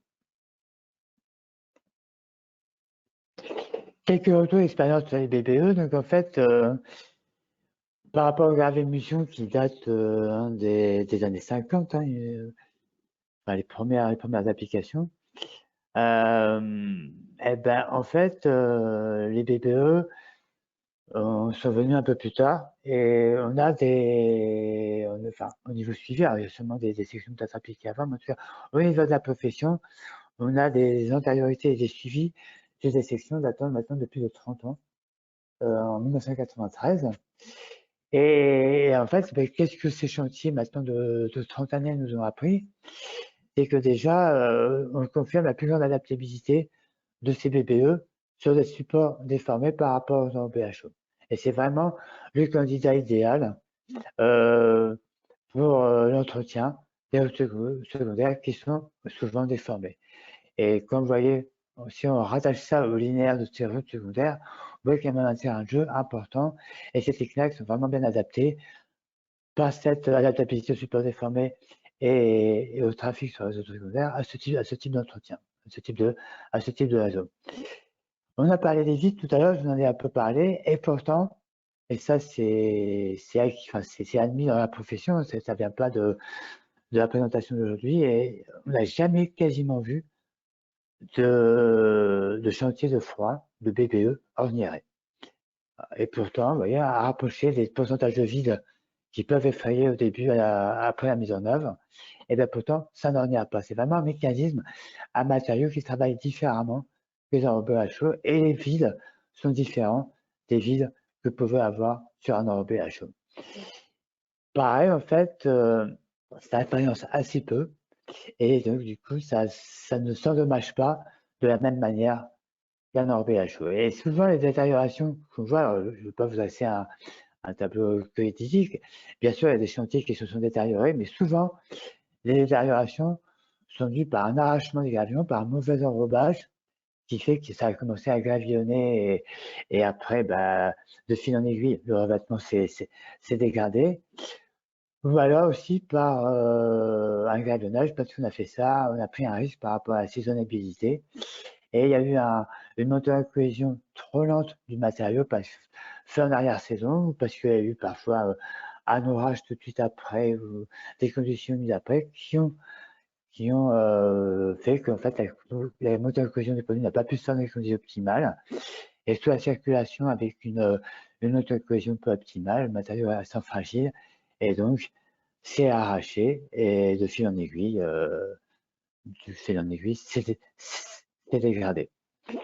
Donc, il y a eu plusieurs projets qui ont été suivis par la profession avec des publications notamment dans les HARA. Vous voyez, il y a une dizaine d'années, en 2011, avec des chantiers suivis par la profession, des chantiers de 2004, de 2005, sur différents types de climat, que ce soit en Bretagne ou dans le Cantal, en montagne moyenne, et avec vraiment des très très bons retours sur tous ces chantiers-là. Et donc, ça fait l'objet de publications. Pareil, comme je dis que ça n'en pas, c'était aussi validé en laboratoire. Il y a eu des collaborations, et notamment un peu avec le laboratoire à Aigleton, lors du projet Macadam, pareil, il y a eu des essais d'ornérage qui ont été faits et qui montraient aussi que ces matériaux-là n'en irait pas, ce qu'on avait pu observer sur différents chantiers était aussi validé par les essais en laboratoire. Et je remis un peu l'explication, ce comportement, j'ai remis en évidence le fait qu'il ne faut pas s'effrayer de la teneur en vide élevée et que ces vides ne sont pas du tout les mêmes que ça en BHO et que ça n'en est pas, malgré parfois la teneur en vide élevée au jeune âge. Voilà. On n'est pas du tout sur le même comportement, sur le même fonctionnement de ce matériau. Sur le type d'application de chantier, en fait, ça peut aller sur tout type, à partir du moment où vous le faites à la bonne saison, dans des bonnes conditions, et que vous respectez tout ce qui a été dit avant par rapport au trafic, aux défections, à l'état du support, et que vous mettez le bon produit au bon endroit et au bon moment, et ça s'adapte et qui est bien adapté. On peut faire ça en zone de haute montagne, vous voyez, à droite, aussi bien que c'est de tout petits trafics c'est un peu fait exprès sur une piste cyclable. Oui, on peut aller sur des pistes cyclables, sur des routes départementales classiques, sur des zones montagneuses.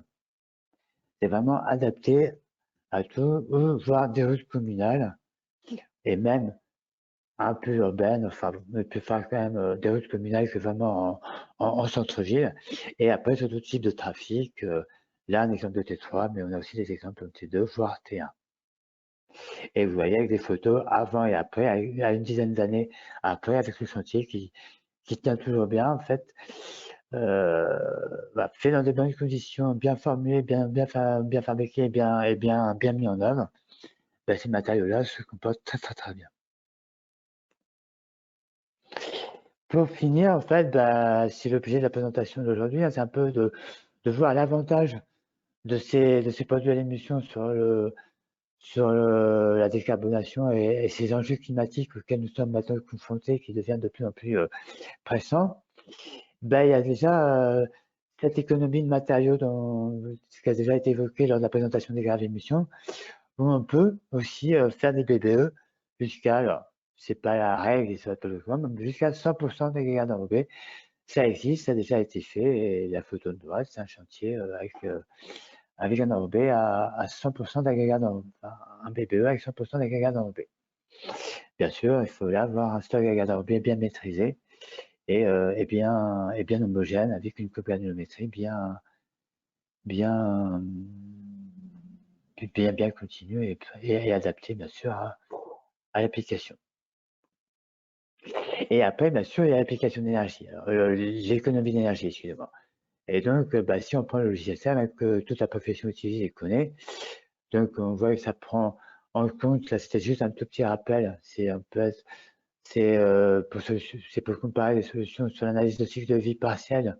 Hein, on ne prend pas en compte l'ouvrage après la mise en œuvre, ça va de l'extraction des matériaux jusqu'à la fabrication du mélange et à sa mise en œuvre. Par contre, on ne parle pas après de la revalorisation de l'ouvrage ni de sa durée de vie. Si on prend... je veux bien avoir la main, s'il vous plaît. Voilà, merci.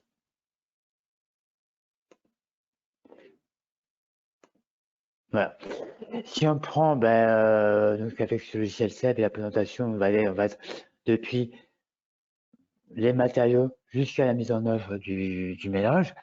Si on prend la référence à la béton bitumineux à chaud, on parle de BBE, de couvrement, de béton bitumineux, voilà, on va voir que, bien sûr, vous pouvez faire du choix de recycler, vous pouvez faire des enrobés à température abaissée, mais là, vous allez voir que le gain en énergie, finalement, vous allez gagner, mais vous allez gagner, on va dire, jusqu'à 10-12% d'énergie. Et dès qu'on veut passer un cap, on va passer sur du froid, et vous voyez que le froid, c'est un exemple, je ne sais pas au pourcentage près, mais on est autour de un petit tiers d'économie d'énergie du bébé froid par rapport à son équivalent à chaud. Et des formules qui sont très très appliquées, qui sont à 30% de recyclés, qui sont, je ne dis pas que c'est la routine, mais c'est dans de nombreux cas, on fait beaucoup de BBE à 30% de recyclés. Là, vous voyez que en mettant du froid et du recyclé, vous arrivez quasiment à 46, presque un petit 50% d'économie d'énergie. Et si on regarde par rapport au réchauffement climatique à l'indicateur CO2, gaz émission effet de serre. Et bien là, pareil, on trouve le même ordre de grandeur du froid par rapport au chaud, avec sur le bébé froid par rapport au bébé chaud équivalent environ 40% de baisse d'émissions de gaz à effet de serre. Et pareil, vous avez encadré en rouge exprès le 30% de recyclé qui se fait de manière assez courante.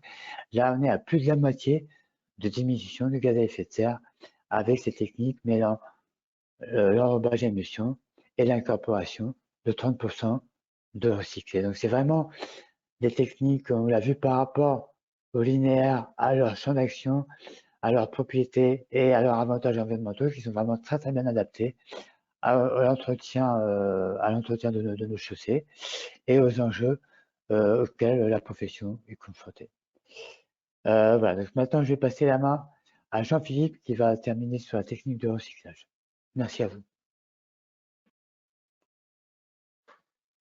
Merci Claude, bonjour à toutes et à tous. Je vais vous présenter une technique qui est en plein essor sur le territoire français, qui est la technique des retraitements en place à l'émission de bitume.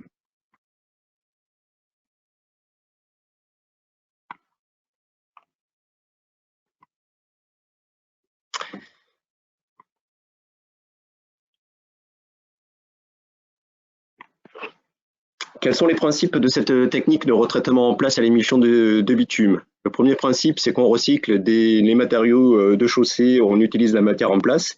Donc, une matière en place dont toutes les caractéristiques d'usage ont été détériorées avec le temps. Et donc, on va les recycler et on va en plus de les retraiter à 100%, on va les retraiter in situ. Donc, on va traiter ce matériau par fragmentation, par ajout d'émulsion. Et ensuite, on va réétendre le matériau du site, on va le remettre en place avec des procédés que je vous décrirai tout à l'heure. Cette technique, elle a un troisième avantage, c'est qu'elle est réalisée entièrement à froid, comme toutes les techniques à l'émulsion de bitume. Un petit point d'attention aussi, cette technique de retraitement in situ permet de, comme elle est à froid, elle permet de retraiter des chaussées qui contiennent des HAP. En conclusion, cette technique est une technique écologique qui limite l'apport des matériaux naturels, qui évite des transports de matériaux et qui évite les mises en décharge et qui économise l'énergie. En clair, une technique qui coche les 4 leviers de décarbonation qu'avait présenté François Chénion dans les axes soumis et proposés par la profession aux donneurs d'ordre pour diminuer l'empreinte carbone des techniques d'entretien routier. Les objectifs de cette technique. Un premier objectif est de réhabiliter des couches de surface. Souvent, les couches de surface qui sont en France sur des techniques bitumineuses, le bitume vieillit et par le vieillissement de ce bitume, cela provoque des pathologies que nous allons voir ultérieurement. Et cette technique de recyclage in situ va permettre de solutionner ces pathologies. On va pouvoir aussi traiter les problèmes d'interface et en particulier le décollement des couches. Enfin, dans un domaine plus singulier, on peut aussi renforcer la couche de base in situ, moyennant une étude de formulation que je vous décrirai qui sera adaptée à cette problématique. Les domaines d'emploi. Le premier domaine d'emploi de chaussée, avec un petit focus sur des pathologies assez fréquentes sur les chaussées que sont la fissuration et le faïençage. Le deuxième sujet, c'est la suppression des décollements de couches. Un troisième sujet, la régénération du bitume en place qui est vieilli. Et un dernier sujet très important les techniques d'entretien routier, c'est une technique qui va permettre une réhomogénéisation d'un support avant l'application d'une couche de roulement et notamment très adaptée à des supports qui ont subi de multiples techniques d'entretien ponctuels qui peuvent être notamment des déflashages de rives, des emplâtres réalisés avec des techniques de PATA, ou des patchwork de toutes les techniques routières qui ont été utilisées en curatif. Cette technique de retraitement va permettre de reconstituer une couche de base homogène et qui permet aussi d'amener des solutions à des supports très ressurants et contenant des HAP. L'IDRIM a publié il y a de ça 2 ans une grille d'aide au choix de toutes les techniques en entretien routier dans sa note d'information numéro 47 et vous y trouverez toutes les familles de retraitement en place, 3 familles de retraitement que sont les retraitements liants hydrauliques dont l'objet n'est pas mon propos aujourd'hui. La deuxième famille que sont les retraitements à l'émulsion que je vais vous présenter par rapport au référentiel technique français et une troisième technique qui est le retraitement mixte en liant combiné émulsion de bitume et liant hydraulique.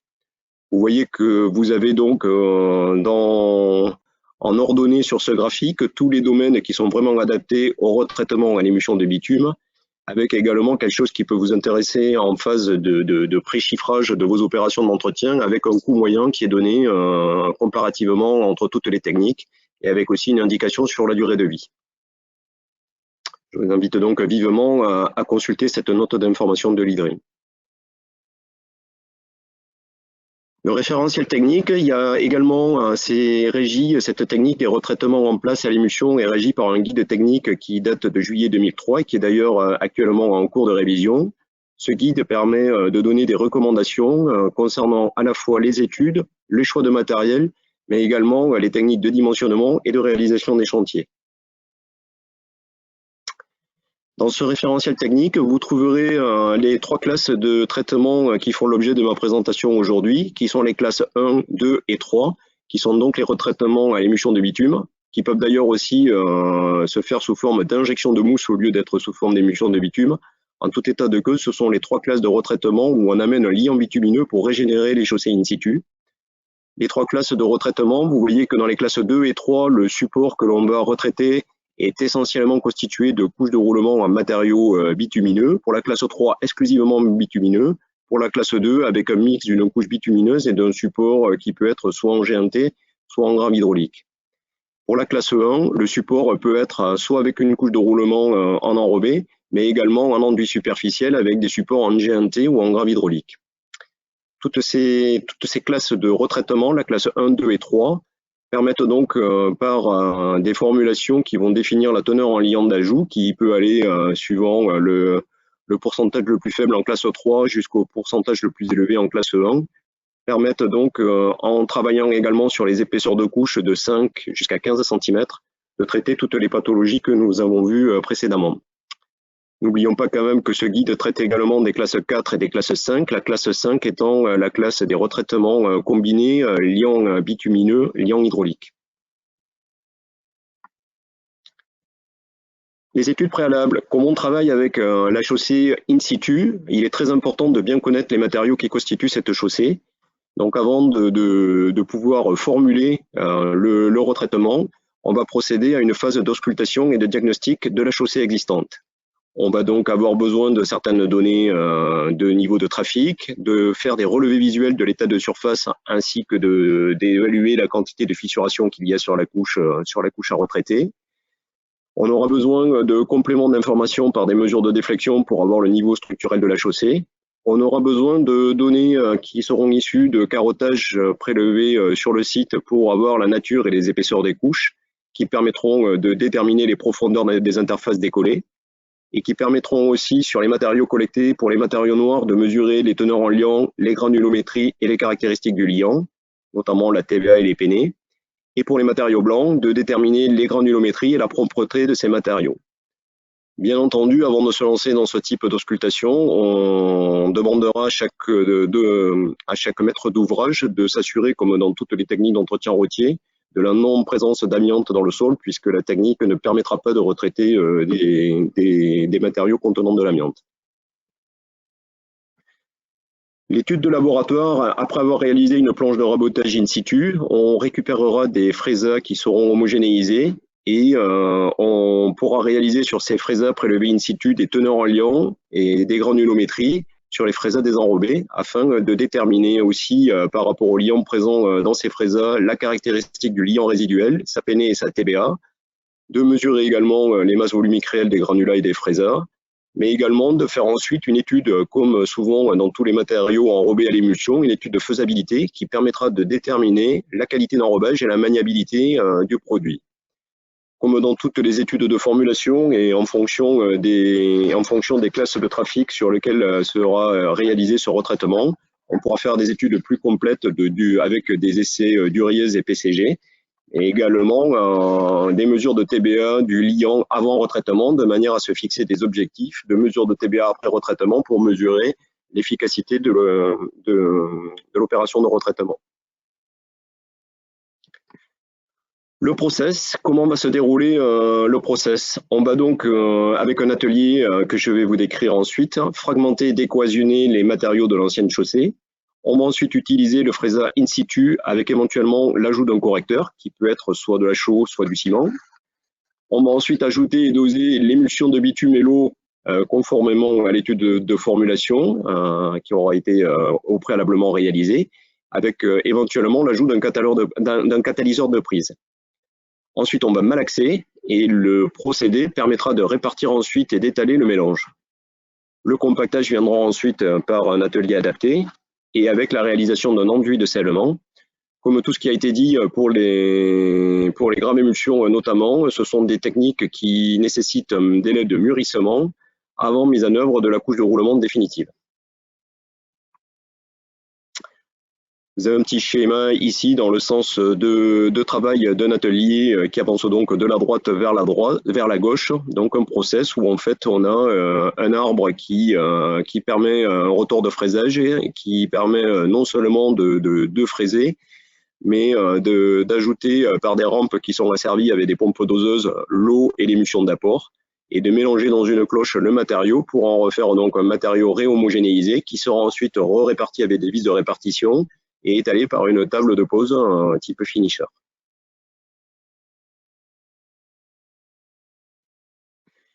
Le matériel de mise en œuvre, donc il existe des ateliers complètement intégrés pour la mise en œuvre. Donc vous avez ici la photo d'un atelier d'une entreprise de la profession avec, ça se compose d'un porteur d'émulsion, d'un porteur d'eau, d'une fraiseuse, d'un éventuel releveur de cordon, ou suivant d'autres procédés que je vais vous décrire, une machine avec complètement le relevage intégré.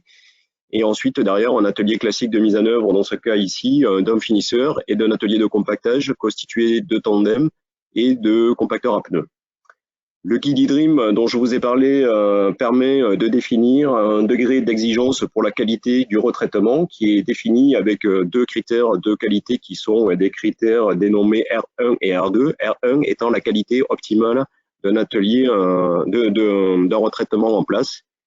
Et pour arriver à cette qualité R1, on va utiliser des machines qui vont être classifiées suivant des 5 critères qui vont être mesurés. Donc, on va s'assurer que les machines permettent donc un grand H, c'est-à-dire l'homogénéisation des matériaux, un grand E qui va permettre la maîtrise de l'épaisseur, un grand P qui va permettre d'avoir une puissance disponible pour pouvoir mettre une énergie suffisante de malaxage pour bien brasser les matériaux, un grand I qui va permettre d'injecter l'eau dans la cloche, et un grand L qui va permettre le dosage du liant avec un asservissement de ce dosage. Tout ça, ces grandes lettres, ça fait une appellation qui s'appelle EPIL, qui permet donc de classer tous les ateliers de retraitement in situ, sachant que la qualité maximale des ateliers est donc une catégorie qui est donc classée EPIL 3, la catégorie la moins performante étant la catégorie EPIL 1. Donc pour avoir une qualité de retraitement optimale de type R1, on utilisera ce type d'atelier que vous avez sous les yeux et qui est classé en catégorie EPIL 3. Vous pouvez avoir aussi des ateliers beaucoup plus compacts où devant, par exemple, au lieu d'avoir un porteur d'émulsion et un porteur d'eau dédié avec un atelier plus compact où le même 8.4 va permettre de stocker à la fois l'eau et le liant bitumineux d'apport et d'avoir un atelier beaucoup plus réduit. Comme dans les autres techniques, je vais maintenant vous faire un focus plus particulier sur l'empreinte carbone de ce procédé de retraitement en place. Donc on a fait une petite simulation toujours avec le même outil de la profession, l'éco-comparateur SEV dans un périmètre Scope 3 amont, comme l'a décrit Claude à l'instant au niveau de ce périmètre. On a comparé 3 produits qui est une grave bitume, une grave émulsion et un retraitement en place à l'émulsion avec les hypothèses qui ont été prises pour faire cette simulation sur tous les lieux de production des matières premières jusqu'au lieu de fabrication des matériaux routiers qui sont ensuite mis en œuvre sur un chantier. Le chantier type ici a été défini sur une taille de 13 000 m². Et je vous amène ici un petit éclairage un peu différent, qui est l'empreinte carbone ramenée au kilomètre de route traité en comparaison sur ces trois techniques. Donc en comparant un retraitement sur 9 cm pour tenir compte là aussi, comme ça a été fait précédemment, bien sûr d'avoir une équivalence technique à comparer au chaud qui sera en épaisseur donc inférieure de 8 cm à la fois pour la GB et la GE.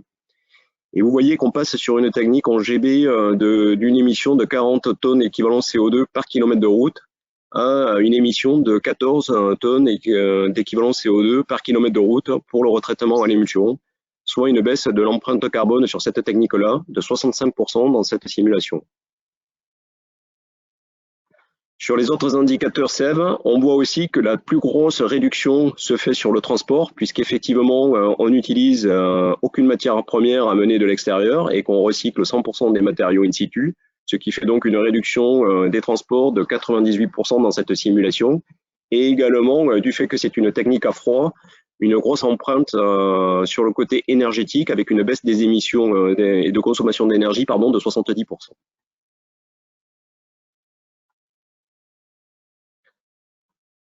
En conclusion, le retraitement en place à l'émulsion de bitume présente des avantages que l'on peut classer en trois grandes familles.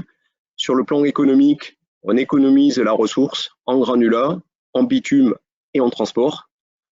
Un petit élément important qui est souvent une remarque qui est faite dans les techniques d'entretien, comme on va chercher la matière première sur les lieux de production de ces matières premières, on sollicite souvent les chaussées dans les environnements des sections qui sont retraitées par un gros trafic de poids lourds. Cette technique, du fait qu'elle économise 98% des transports, permet aussi une moindre fatigue du réseau adjacent par les transports de matériaux. Sur le plan environnemental, on l'a vu, une empreinte d'émission de tonnes CO2 qui peut aller jusqu'à 70% suivant les simulations réalisées, réutilisation à 100% des matériaux in situ, et avec une gêne réduite à l'usager, car ce sont des techniques avec une montée en cohésion rapide et qui permettent une remise de circulation immédiate après application de l'enduit de scellement. Même pendant la phase de mûrissement, donc pendant laquelle qui est nécessaire du fait de l'eau contenue dans toutes ces techniques à l'émulsion, la chaussée peut être normalement circulée. Et sur le plan technique, le gros atout, on peut réhomogénéiser des chaussées qui ont été traitées avec différentes techniques d'entretien et avec des défauts de surface. On est capable d'aller restructurer des couches dégradées jusqu'à 15 cm de profondeur. Et un autre atout un peu moins connu, mais on peut également réaméliorer des profils transversaux sans rehausser le profil sur les rives, ce qui évite parfois ou souvent des rehaussements d'accotement nécessaires dans toutes les techniques qui sont mises en surépaisseur. En clair, le retraitement à l'émulsion de bitume, c'est une technique qui est aujourd'hui maîtrisée et qui est utilisée maintenant depuis plus de 20 ans en France, dont je vous invite vivement à utiliser cette technique qui amène des solutions vraiment très intéressantes en entretien routier. Je vous remercie de votre attention. Je vais maintenant passer la parole à Eric Ostansou du département de la Haute-Garonne.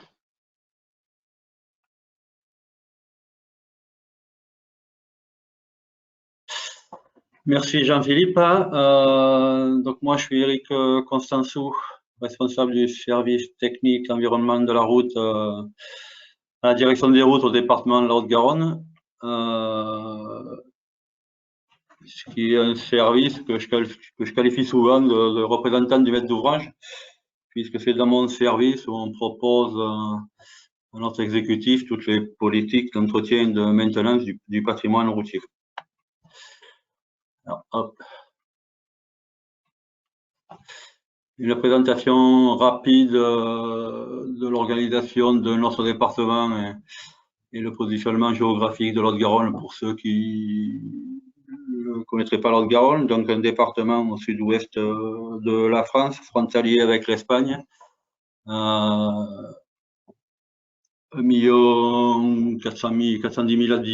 410 000 habitants au recensement de 2019, avec la particularité d'avoir une grosse métropole qui est Toulouse, donc qui représente un peu plus de la moitié des habitants de l'Haute-Garonne, ce qui veut dire que le reste du département est quand même un département très rural.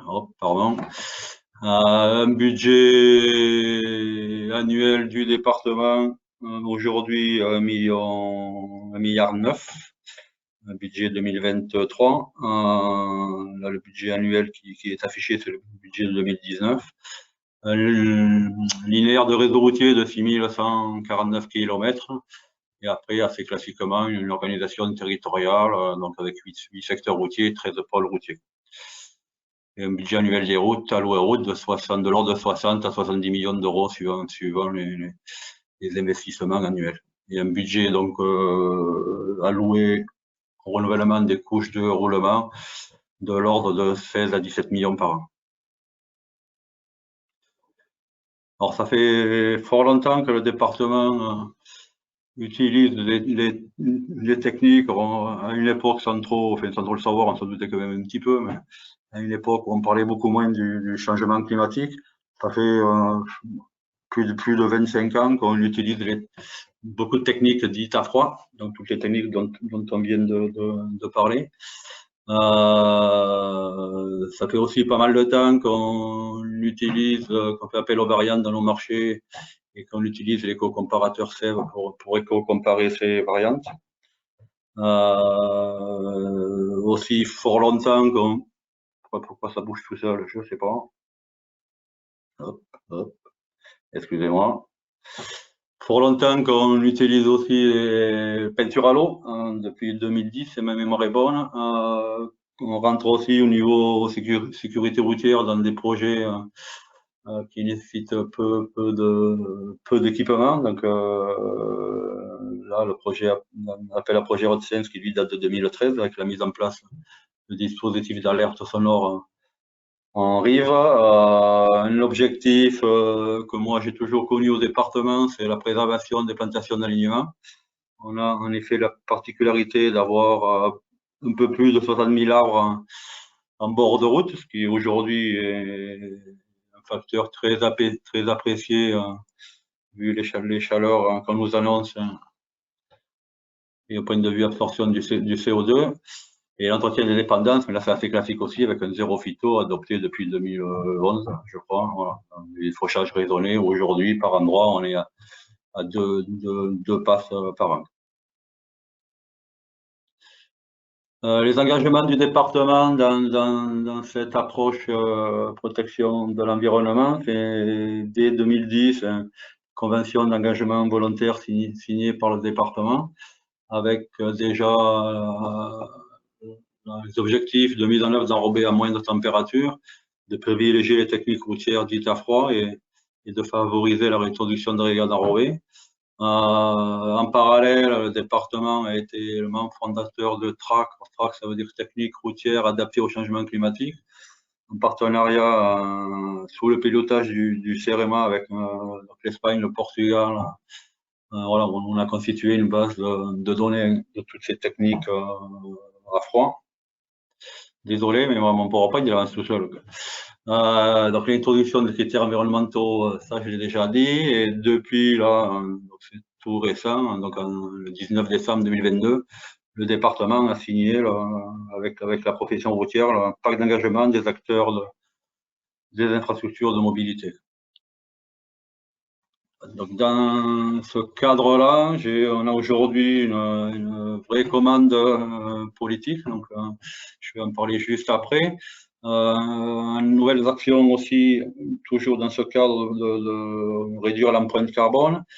C'est un nouveau règlement départemental de voirie qui aujourd'hui privilégie l'emploi de matériaux autocompactants élaboré, avec un objectif à court terme de privilégier des matériaux donc autocompactants élaborés à partir de matériaux recyclés. Donc tout ça pour aller vers l'économie de ressources naturelles. L'adoption par notre exécutif, c'est incroyable, alors ça bougeait pas, maintenant ça bouge. L'adoption par notre exécutif d'un plan de gestion des plantations d'alignement, donc très récemment, en juin 2022, avec un objectif de conforter donc, les plantations d'alignement, le patrimoine dont j'ai parlé tout à l'heure, et de planter 1000 arbres par an. Et la concrétisation, la signature du pacte d'engagement, j'en ai déjà parlé, donc je passe rapidement. Hop.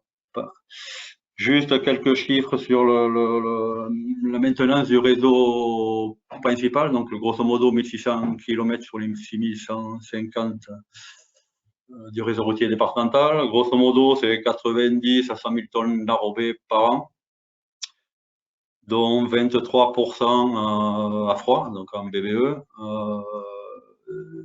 L'essentiel de ces enrobés, donc c'est 64 000 tonnes, grosso modo 70%, avec introduction de régans d'enrobés de 10 à 50%, avec donc une moyenne de 30%, et des enrobés dits tièdes ou semi-tièdes, donc à une température de 140 degrés. Et il reste encore 10 000 tonnes d'enrobés à chaud, voilà, qu'on utilise notamment la nuit ou en début de saison ou en arrière-saison. L'emploi de matériaux bitumineux coulés à froid, donc MBCF, 350 000 m² par an, donc en bicouche, et avec la réalisation d'un bilan écologique et environnemental sur le réseau principal à partir de l'éco-comparateur SEV.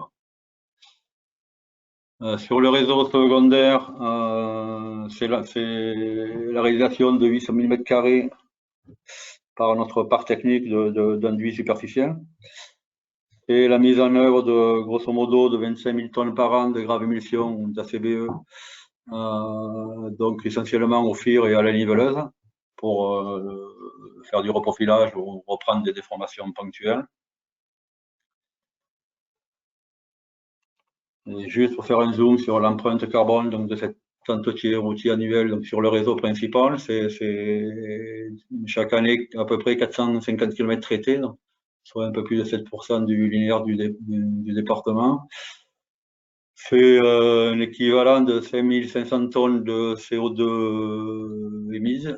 Et donc si on le comparait, alors ça serait un peu aberrant, mais on faisait tout avec des techniques à chaud, c'est quasiment la moitié, 48% de CO2 en moins émis par rapport à l'utilisation de techniques à chaud. Ce qui équivaut à la neutralité carbone d'une commune d'un peu plus de 1200 habitants. Et si je le ramène donc au kilomètre traité, c'est 12 tonnes par an d'émissions de CO2 par kilomètre entretenu. Voilà, c'est aujourd'hui des chiffres que commencent à nous demander nos élus. Pour en revenir au pacte d'engagement des acteurs des infrastructures de mobilité, je vais vous lister les principaux objectifs assignés par notre exécutif.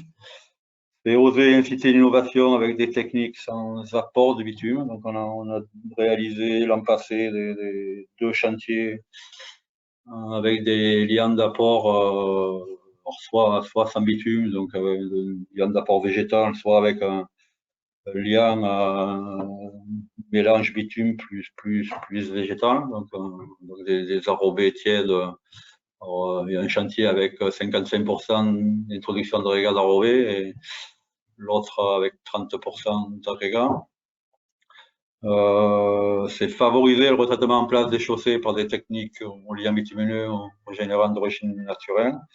Donc l'an dernier, pareil, on a réactivé ces techniques-là qu'on avait un petit peu perdu de vue. Donc l'an dernier, on a fait 80 000 m² à peu près de retraitement, soit sur du réseau structurant, donc en retraitant sur 10 cm d'épaisseur avec une couche roulement, soit en BBTM, soit en MBCF, en enduit coulé à froid. Et on a même repris quelques kilomètres de réseau secondaire, donc sans structure particulière, juste retraiter les 3-4 cm de matériaux bitumineux de manière à fabriquer et en place une sorte de grave émission qu'on a reprofilé à la niveleuse et qui a reçu après comme revêtement un monocouche pré-gravillonné. Donc ça, c'est des techniques qui aujourd'hui me paraissent adaptées au réseau secondaire, qui économiquement sont quand même relativement intéressantes, voilà, et qui permettent de remettre à niveau, de reprofiler bien comme il faut réseau secondaire qui par moment, voilà, même avec des réparations ponctuelles, peut être un peu chahuté. Alors c'est technique, j'ai dit qu'on avait un petit peu oublié, qu'on avait laissé de côté, parce que pour tout se dire, parce que je suis là pour donner le point de vue d'un maître d'ouvrage. Tout d'abord, sur le réseau structurant, c'est technique qui nécessite aujourd'hui des études préalables. Donc, il faut anticiper beaucoup plus le renouvellement de ces sections de couches roulement sur ces routes départementales.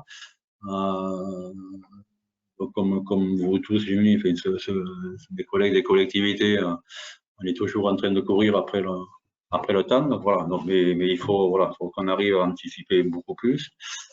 Ou alors confier ces études préalables aux entreprises chargées de réaliser ces retraitements, pourquoi pas. C'est des choses que je suis en train de regarder, d'imaginer.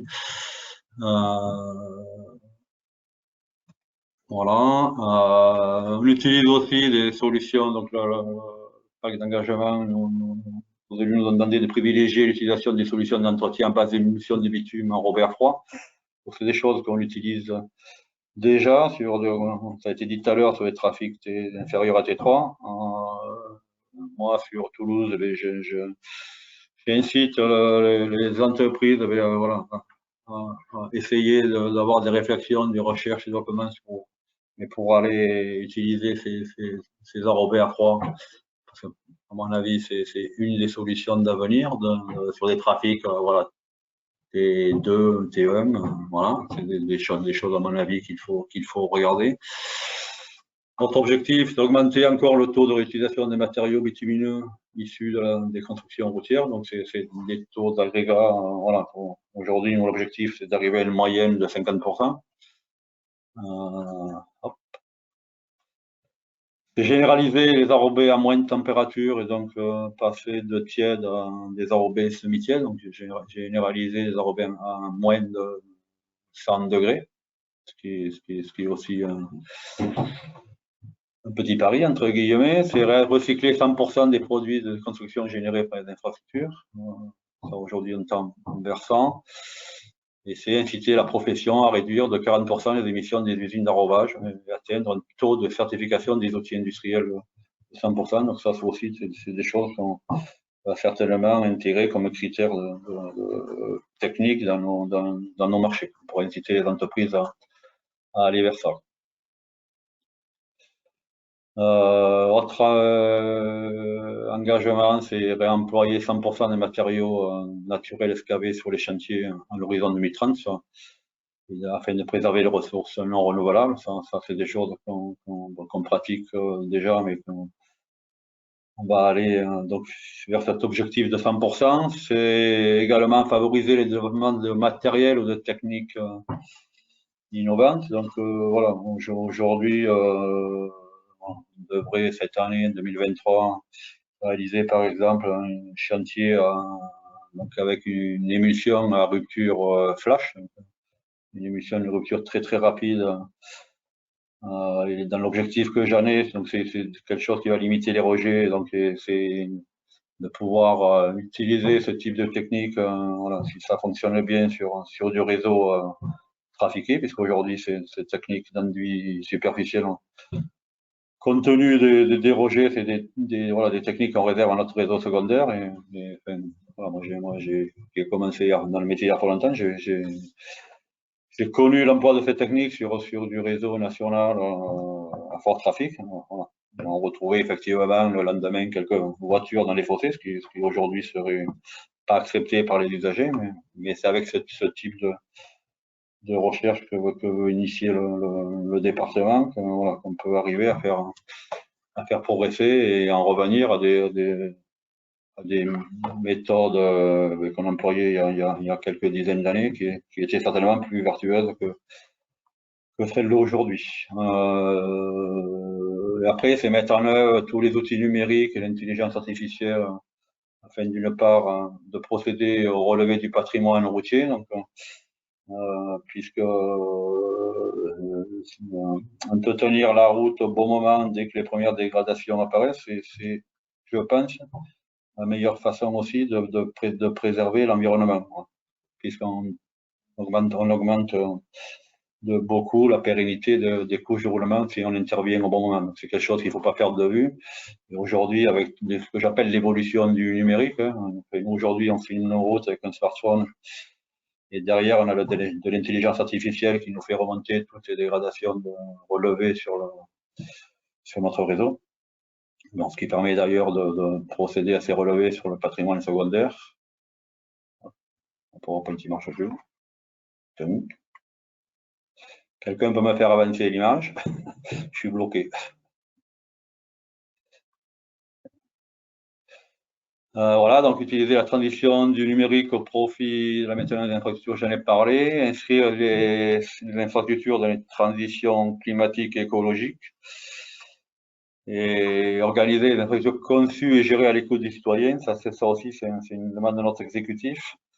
Voilà, c'est des choses qu'on commence à réfléchir. On y va sur la pointe des pieds parce qu'on a un peu de mal à faire remonter des infos rapidement sur tous les usagers ont des smartphones, donc ça c'est relativement facile. Aller vérifier la véracité de l'info, c'est quelque part une organisation comme je fais aujourd'hui, on n'est pas organisé pour ça. Voilà, je crois que j'en ai fini. Tu peux remettre la vote là. Voilà. C'est bon. Très bien, merci beaucoup Eric pour la présentation de ce département très en avance sur tout ce qui est donc décarbonation des chaussées. Je remercie donc tout le monde de la participation. Nous avons été jusqu'à 380, disons, à suivre ce webinaire. Donc c'est vraiment un sujet qui vous a intéressé donc la communauté routière de France. Donc c'est très bien, peut-être même en dehors de France. Donc c'est très bien. Nous avons essayé de répondre aux questions personnellement au fur et à mesure. Et pour terminer, donc, merci d'abord de votre participation, mesdames, messieurs. Vous aurez donc tous ces documents donc, seront disponibles sur le site de l'IDRIM, à la fois les présentations et il y aura donc l'ensemble du webinaire qui sera disponible. Je pense que Route de France fera également la même chose.